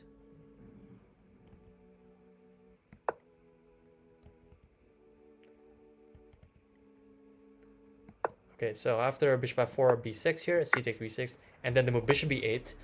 This is the point. White should play bishop g5 here, and after bishop d6, we will get this imbalance. And I think this is objectively equal. After rook d8, rook f6, king g7, rook f5, bishop b4, a3. Okay, bishop c3 is possible, but we just play rook d1. No problems. Bishop e7 here, rook f3, bishop c5, rook c1, d3, rook d1, d2, rook b3, defending the pawn, knight a5, rook b2, knight c4, rook c2, rook d4, b7, bishop d6, g3, bishop e8. And then here, best is to sacrifice the exchange with rook c4, and then rook d2, and then play rook b2, where we get a roughly equal endgame. I mean, if the pawns are exchanged, then we get a 3-pawn versus bishop scenario. And if we get the rooks off the board in that position, then okay, I mean, black needs to suffer to be able to hold the draw here. So I think that this is, yeah, I mean, this is equal, but provides decent chances. So that's the idea behind b6 and then playing this bishop b8, which is quite difficult to find, I think. And so yeah, this covers this bishop takes f3 move. And I think it covers this entire complex of b4 and queen a4, going back, yeah. So here d4, here, and then knight g6, yeah. Okay, so now we will cover d3 here, and this is this leads to okay, after rook d1, we will just see the type of position leads to knight g6, bishop e3, bishop e7, then knight c2. And here, as I mentioned before, castling is no good because we can get this knight ce1, and let's say they take on e5, we take on d3, play queen a3. If they play b6, we can take on d3, queen c8, and b4. bc5, just up a clean pawn. And if they play rook c8 here, we can play rook d3, queen c7, and b4. And black has this counterplay with a5, but still I think after queen takes a5, takes, bishop c5, we avoid the exchange of bishops here with bishop d2. After black challenges the d file, we play bishop e1, play rook b1, rook b5, and it's not easy to convert this position, but I think that this should be better because white is a pawn up and it's much easier to play. King f1, king e2 is possible, and this is position up a pawn, so yeah. Instead of that, instead of castling, queen c7 is possible, and we just take on d3. And knight takes e5 here is a mistake because after knight e5, the queen is forced to capture back, and we can play rook 81, castles, and then knight d4. And after the knights are exchanged on d4, white will be able to play queen b3, and then this prepares like a move like queen c3. It puts pressure on b7, and after queen c3 happens, then white can already play the move like b4 and just be up a pawn. So knight takes e5 is no good. Castles is best, but here now we have a very nice move rook e1, And the idea is to put some pressure on the e file and discouraging black from taking on e5. If they take on e5 with the g knight, then after this exchange and bishop f4, black needs to play queen c6. If they play an f6 move, then after b4, white is up a pawn, a very nice position. And after queen c6 here, we trade pieces and play bishop d6, and we're up a pawn here. So this is just technically winning. If you take with the c knight though, we can take on e5, queen e5, play rook d7, bishop c5, queen c5, and then play rook b7. And white is a healthy pawn up here, and it can continue the game with playing a move like knight e3, possibly pushing the pawns with a3 b4. And this is a very pleasant position to have. For example, rook fd8, knight e3, rook d2, and then rook d1. Yeah, so rook d2 is not a good move because it allows white to win the d file. So yeah, that's no good. Best here is rook fd8, which has been tried many times in correspondence chess. And here we'll just trade off the rooks, play queen b3 with pressure on b7, rook d7, h3. Many games have continued this way, h6, knight cd4, knight c takes e5, knight e5, knight e5, bishop f4. And after we get into this sequence with rook f1, rook d7, I found that bishop d6 just simplifies too much, so I just recommend the move c6 here, which breaks up the pawns. And after queen c7, queen a4, queen b6, and b4. Okay, I'm not going to claim that there's an advantage for white here, because there isn't objectively, but white does keep the position alive, and there are these isolated pawns on the queen side. And okay, objectively, correspondence just has already showed that this is equal, but I mean, there is some chance for black to mess this up, is what I'm trying to say. Okay, so this covers this line as well with d3. Just remember d4, queen a4 is important. So yeah, I think that covers this everything in this knight e7 and the c5 complex. Just play c4 and then play knight a3, and that's quite good. Okay, so next we will cover the knight d7 moves. This knight d7 move, and the typical setup that black can choose here, or the most common one, is to play this move with h6, knight e7, and then play this move g5, as we will see after castles. So just what I want to mention is that other moves like c5 here, as I mentioned before, are not good because black does not have enough control over the d5 square. So after c4 here, if they take on c4, then we play knight a3, we pick up the c4 pawn with the knight, play bishop g5, causing some dysfunction in black's position, and then play rook c1. This is already a very big advantage. And so instead of that, knight e7 is better, but now we have the beautiful c3 square for the knight. After dc4, we play bishop g5, and there is this annoying pin, already threatening the decisive knight b5. And so after queen b6, now after knight d2, after there are 10 moves already, white is just completely winning because knight takes c4 is a difficult threat to stop. And so instead of c5 here, bishop b4 is possible. This has been tried before by Mamajarov and Artemyev between the years of 2016 and 19. But after c3, bishop a5, we can continue with knight bd2, bishop c7, rook e1, and there's no immediate knockout blow here, but I think that we can just continue development with knight g3, trade off the black light squared bishop. And here c5 was played between Sergei Zhigalko and Daniel Dubov in 2017, and here knight h4 would have been really strong, because if they castle, then after knight h4, white has ideas of like queen g3 and a serious attack on the black king. Instead, after king f8 here, we can continue with the g4 move, covering the f5 square, preventing knight f5, and if knight g6 happens, then we can play h3, knight h4 takes, and then knight f4, where white will just continue with development such as bishop d2, and then gain some space with a4.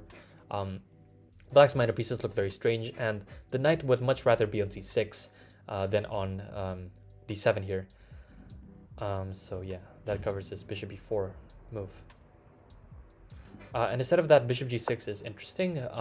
Normally this move is a waste of time, but here it's okay because the idea is just to keep the king side safe by not playing this h6 move. In the h6 line, there's this idea with playing bishop h7 and then bringing the knight e7 to g6 or f5. But in this position, oops, I can't draw arrows. Yeah, but in this position, bishop g6 is also interesting. Here we will play knight bd2, and knight h6 is the idea, preparing knight f5. And we play knight b3, very thematic to cover the c5 square. And here if they play bishop e7, we can gain some space with a4. And if they play a5, then we can play bishop takes h6, gh6, and knight e1. A very thematic idea, preparing knight d3, and also clearing the f pawn to move forward. After castles f4, c5, we have this nice move bishop b5, just taking advantage of this weakened b5 square. c4, knight c1, and the knight will come to e2 next, where white will slowly improve. Let's say f6 happens, then we can play queen g4, attacking e6, and so f5 is kind of forced, and then we will play queen h3, king g7, and knight f3. White has a big advantage here because the bishop on g6 is just very bad, and we can continue next with b1, rook b1, and b3, undermining the c4 pawn. Instead, knight f5 here is possible, but here we can continue with bishop d2, just nice developing move. The bishop does not want to go to e3, clearly, and after bishop e7, now we wait. Since we waited for the bishop to come to e7, we have this thematic g4 move.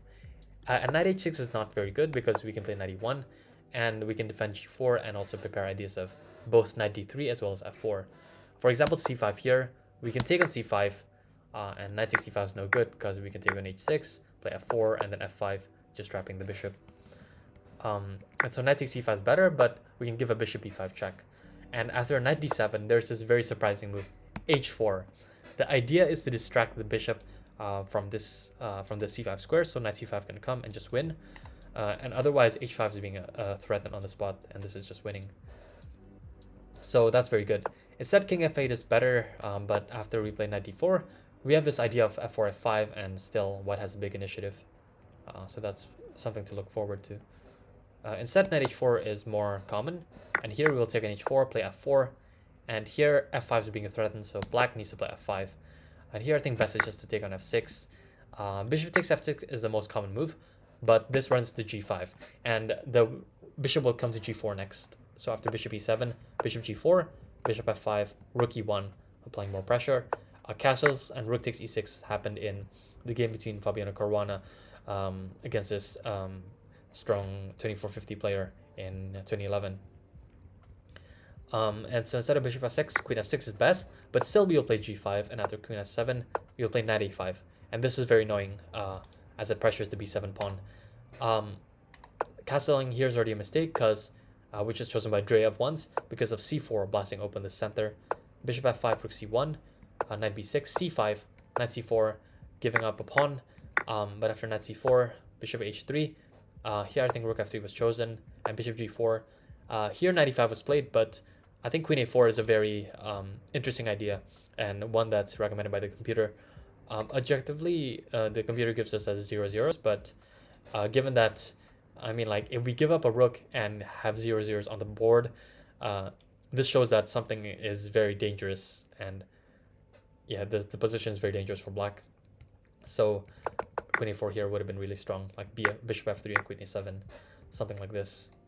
And instead, knight b6 is better, but here we play bishop d3, which is a thematic idea here to get more control over the center, even though it doubles our own pawns. And so bishop h5 is best here. After knight b7, we can do this because there's a threat of knight d6 with a fork. Knight c8, bishop e2, takes. It looks like we're losing a piece, but we have this check, winning back the piece after knight d6, and I think both rook a to e1 as well as bishop e4 are sufficient for an advantage here. So yeah, I mean, you can see that all of the dark squares are weak. This pawn's also weak, c6 also weak, so this is a very good position for white. So this covers this bishop e7 move and knight f5. Yeah, this knight f5 complex, and so this covers this bishop g6 move. Let's cover this knight e7 move. Okay, because the main line it covers like h6, knight bd2, knight e7, knight b3, and then playing g5 here. This is the typical setup. Black can choose to include queen c7 or not. It really depends. But what if they don't play h6 and they just play knight e7? Now after knight bd2, clearly h6 will just transpose into, into the game, into the main line. And here after c5, given that black has committed the knight to d7 and it cannot go to c6, yeah, this is not like the best setup that black can choose. So we can blast the center open with c4. After cd4, knight d4, knight takes e5, cd5, queen d5, queen a4 check. Move like knight 5 c6 is already a mistake because there's this very nice move, queen knight c4. And if they take on d4, then rook d1, knight d6 is a big threat. And so the computer already recommends to give up the queen. And instead of that, knight 7 to c6 is better. But we can take on c6 here and play bishop f3, play rook d1, and prepare knight c4 next with tremendous compensation for the pawn. And we are actually just, this is a very decisive threat. So knight e5 is possibly forced, but after we trade the queens to take on c6, play bishop c6, clearly this is better for white, although it's not like winning or anything like that. It's just a very pleasant position because this pin is quite annoying. So yeah. So that covers this, I think, the c5 move, c4, yeah. And so next we will cover the bishop g6 move, and I played against this once. So black prepares to play c5 here still, and in conjunction with the move knight f5 to put pressure on the center. But the problem here is that bishop g6 wastes a lot of time, and white can play knight h4. And we will see a thematic idea here if they play knight f5, is that we take on g6, and then, as I mentioned before, we replace the knight on f3 with the other knight from d2. Now, if they play knight h4, then we can play g3, and after takes, bishop e7, threatening bishop f5 possibly. Though here we can play h4, and the sacrifice on h4 doesn't work because we can just takes with queen and rook e1 with winning position. And instead of that, after g5, we can play h5 and closing down the h file and maintaining a big advantage because of the extra space. So that's already very good. And instead of bishop e7 here, we can play g3, preventing any knight h4 ideas. After c5, c3, solidifying the center, g5, we can play king g2 here. And if they play g4, then we can play knight g1 and just win the pawn that way. Or like even knight e1, I'm considering.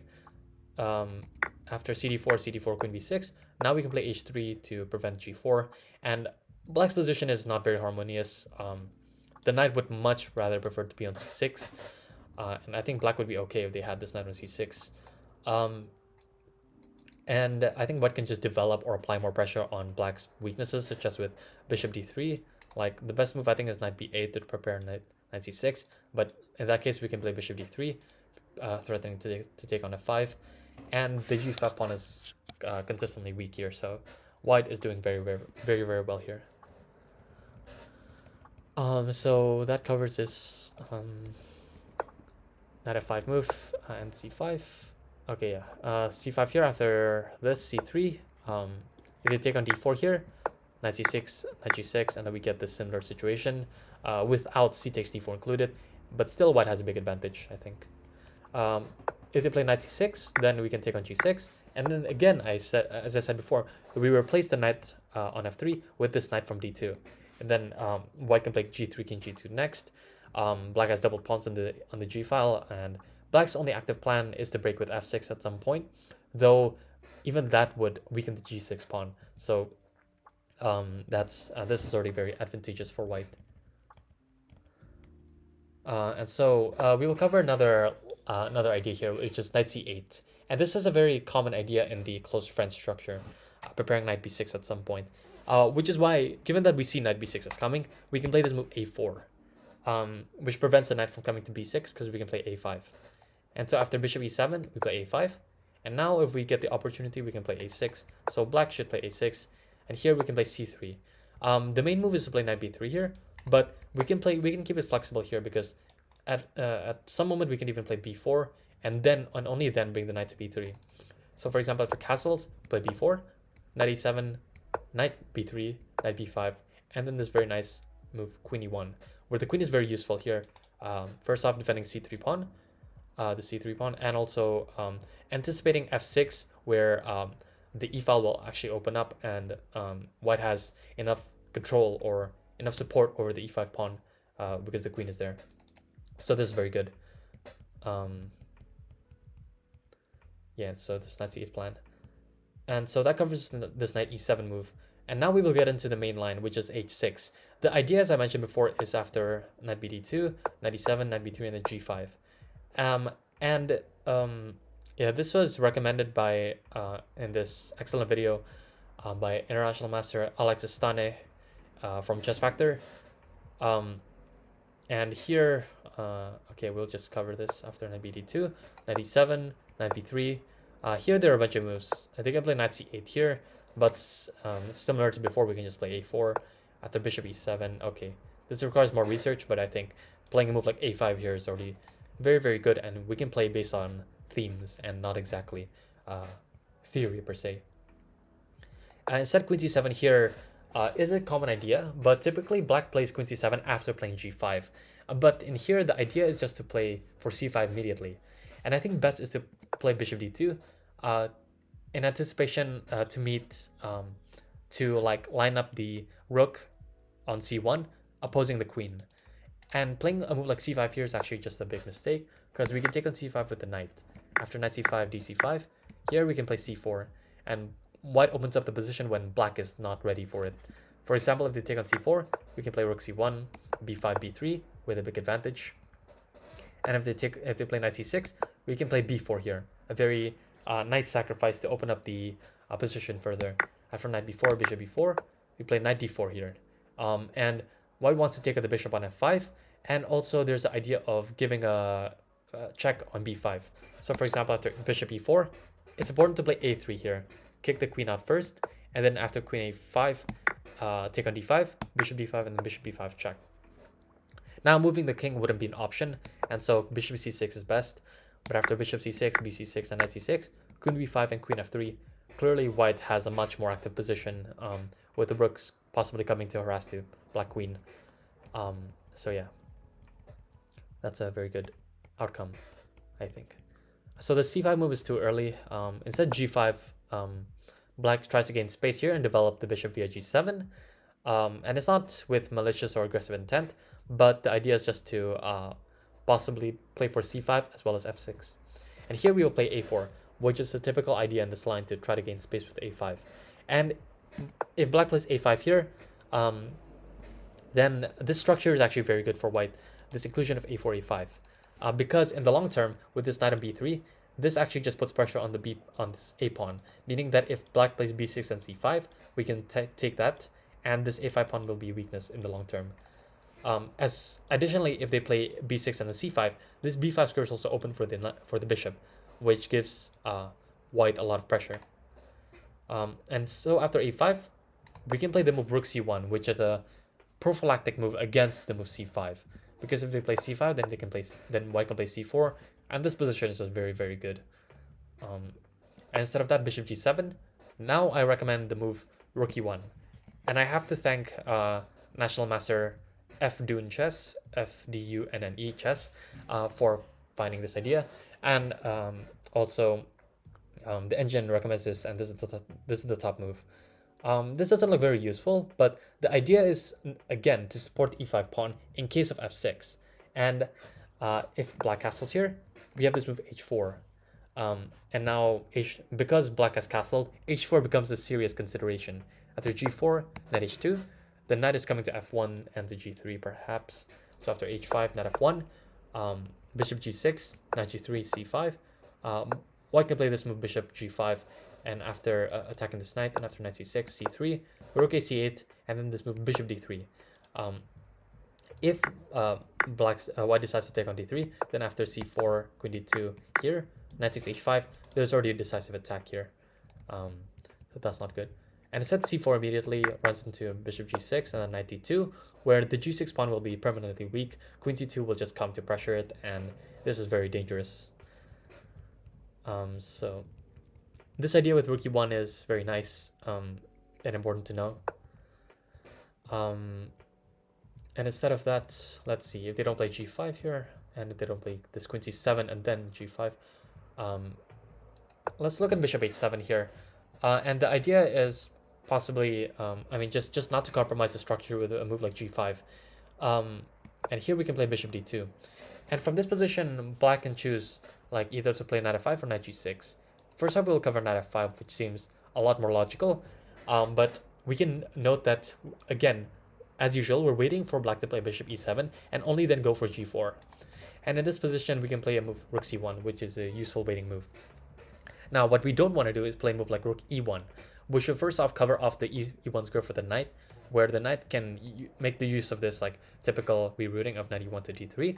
And secondly, after g4, and then if black has played bishop e7, and then we play g4, we want to be able to trade on h4, and then play f4 there, where the rook is actually useful on f1, not on e1. So here we can play rook c1, a useful waiting move, preparing c4, especially if black has played c5. And against bishop e7, now we play g4. And after knight h4 takes f4. Okay, this is very good, as we saw previously. A move like bishop e7, yeah, which was played in 2008 between a young Wang Hao. Continued like f5, and then after g5, bishop d3 here. White has a massive advantage, clearly. And instead, castling is better, but here we can play bishop d3, which is a thematic idea similar to before. White just trades the bishops, and even though it gets double pawns, these pawns are very nice in the center, and white still maintains a strong initiative. Something like this. King h1 is very precise, possibly with f5 next. So this is a very good setup for white. Just waiting, playing rook c1, a waiting move, and then waiting for bishop e7. Instead, knight g6 is possible, but here, from a strategic standpoint, it doesn't make much sense because the knight is covering this bishop, and like, what is the future of this bishop? I'm not too sure. But after g3 here, this restricts the knight from coming to h4, and so we also prepare h4 in the future. And white actually has a tremendous 79% score in this position. So after bishop e7, h4, castles h5. Okay, clearly here, if black plays h5, then that would weaken the g5 square too much. I'm already considering bishop g5. And after castles h5, the knight is forced into this horribly passive square in h8. But black's idea is that if we're not careful, black can play the move f6 and then play knight f7 to pressure the e5 pawn a lot. And so this is something we need to be aware about. And here I recommend the move bishop d3. Again, similar to before, we double the pawns, but after f6, we take on f6, rook f6, and then this move knight e5. A game between Sipila and Ruck in 2019 continued queen e2. And it's very similar here after knight e5. Clearly, undoubling the pawns is not a good option for black. But after rook f5 and f4, white has a big center and a big advantage. So just looking at the game, Sipila versus Ruck 2019, where this knight e5 and f4 plan comes to life, and white just dominates the entire game. And okay, a critical line goes something like knight takes e5, d e5, and c5 here. But here after rook c1, b6, d4 is a very nice move to fix the pawns. If c4 happens, then after knight a1, white has a lot of opportunities here to bring the knight to c2 to e3, attacking the rook, possibly play g4 next, and white has a very nice position. So yeah, that covers this move bishop d3, and then this entire knight g6, bishop a7, knight g6 line is not very good. So now we'll go into the main line, which is in the g5 line. Now I want to show what has been the main line for a long time, which is this move knight e1. I do recommend the move a4 here, which is slightly better, I think, than knight e1. But I just want to show the main line here. What could happen is that after knight e1, queen c7, knight d3, b6, preparing c5. We cover that c5 square.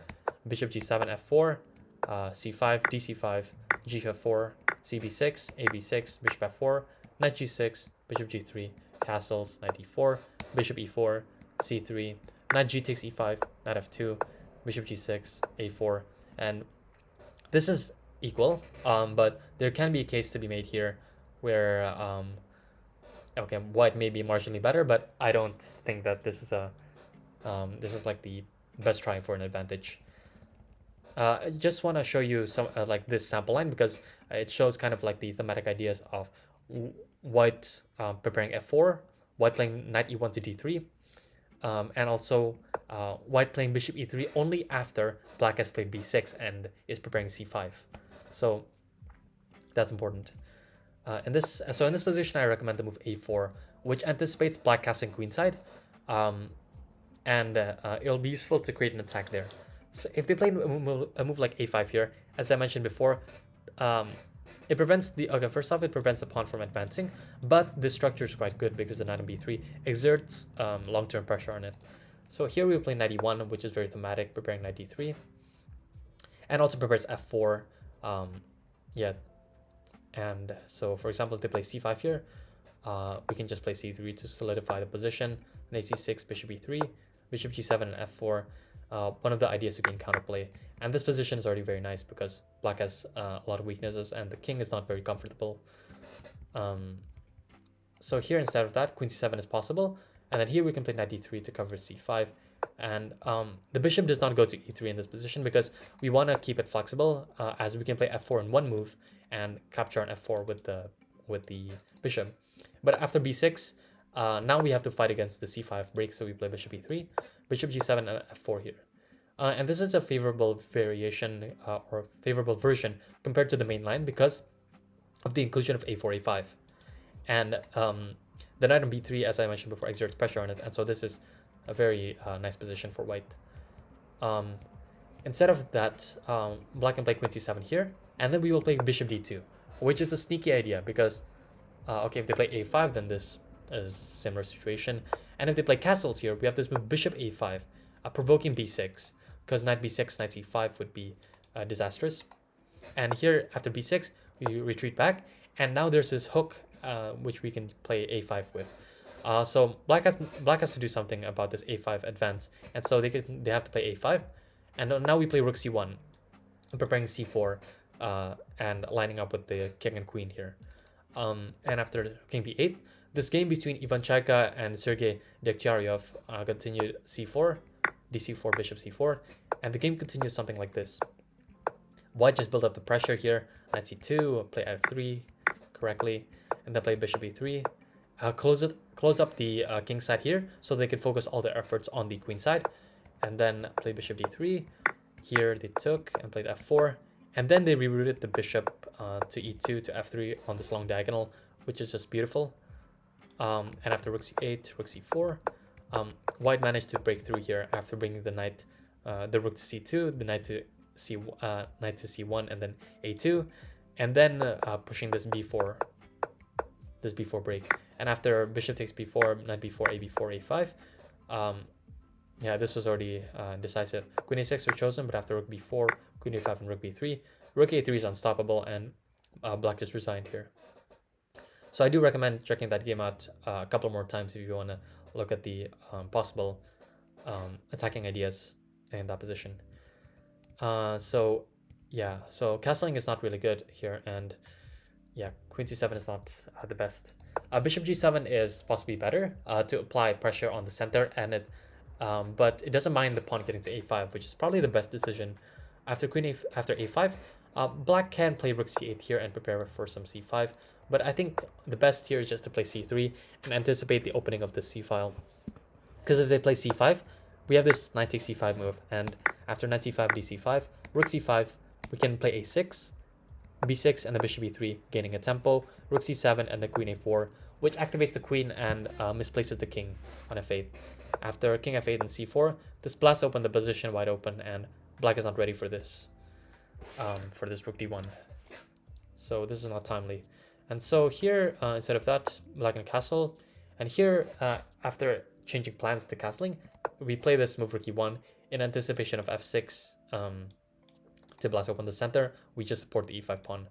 After c5, now we can make use of this open b5 square. After cd4, okay, I mean bishop b5, there's the possibility of taking on d7 to kind of decrease black's control over the center or influence over the center. But I think keeping the pieces on the board is better here after knight b takes d4. After knight c5, knight f5, and then g4 here. This is a very interesting idea that was recommended by the computer, is after knight e7 to play h4 and black is under serious pressure here. For example, gh4, g5, knight f5, gh6, bishop h6, and the king h2, preparing the rook to come into g1. After king h7, we take on h6, and then play rook g1, rook g8, and then the bishop d3 move. Now, it looks very natural to pick king h8, but that's actually already a big mistake, because we can play the move queen d2, and after queen f8, play rook g8, and then rook g1, knight d3, queen d3, and white has the idea of playing knight g5 as well as queen e3, and this is a decisive attack. And the idea is that black needs to play this move f5, which is the only move. The idea is that after we take en passant with check, the queen is able to enter the f6 square to defend the knight. And so after king h8 and knight e5, queen f6 happens, and white is able to win the exchange in this position. And bishop c2, taking on f2, but there are no more checks here. So after knight f5 and this sequence, objectively this is equal. This is about equal, but white is done with the extra exchange, and black has many opportunities to mess this up, in my opinion. So yeah, I'd be happy to get this position against a stronger player. So yeah, and finding that f5 move, it was quite difficult, I have to say, to begin with. So yeah, instead of castling and then rook e1, black can play a6 here to cover the b5 square, and here we can play knight e1, a thematic idea, preparing f4, and after c5 we can play f4, and this is a very good position. I think that objectively is about equal, but white has some nice pressure over this weakened structure on the king side. So yeah, that's rook c8. Instead, queen c7 is the main move, and here we will play bishop d2 to cover the b4 square. There's the possible idea of jumping the bishop to b4. So a move like knight g6 here. I want to mention this because this was played by Volodar Murzin, very young talent, yeah, just a prodigy, against Lei Tingjie in 2021. And the knight looks quite awkward here, and white has a nice response, which is knight e1, threatening the move g4 to trap the bishop. And so here c5 is a critical line, and here it's best if we play c3, solidifying the center.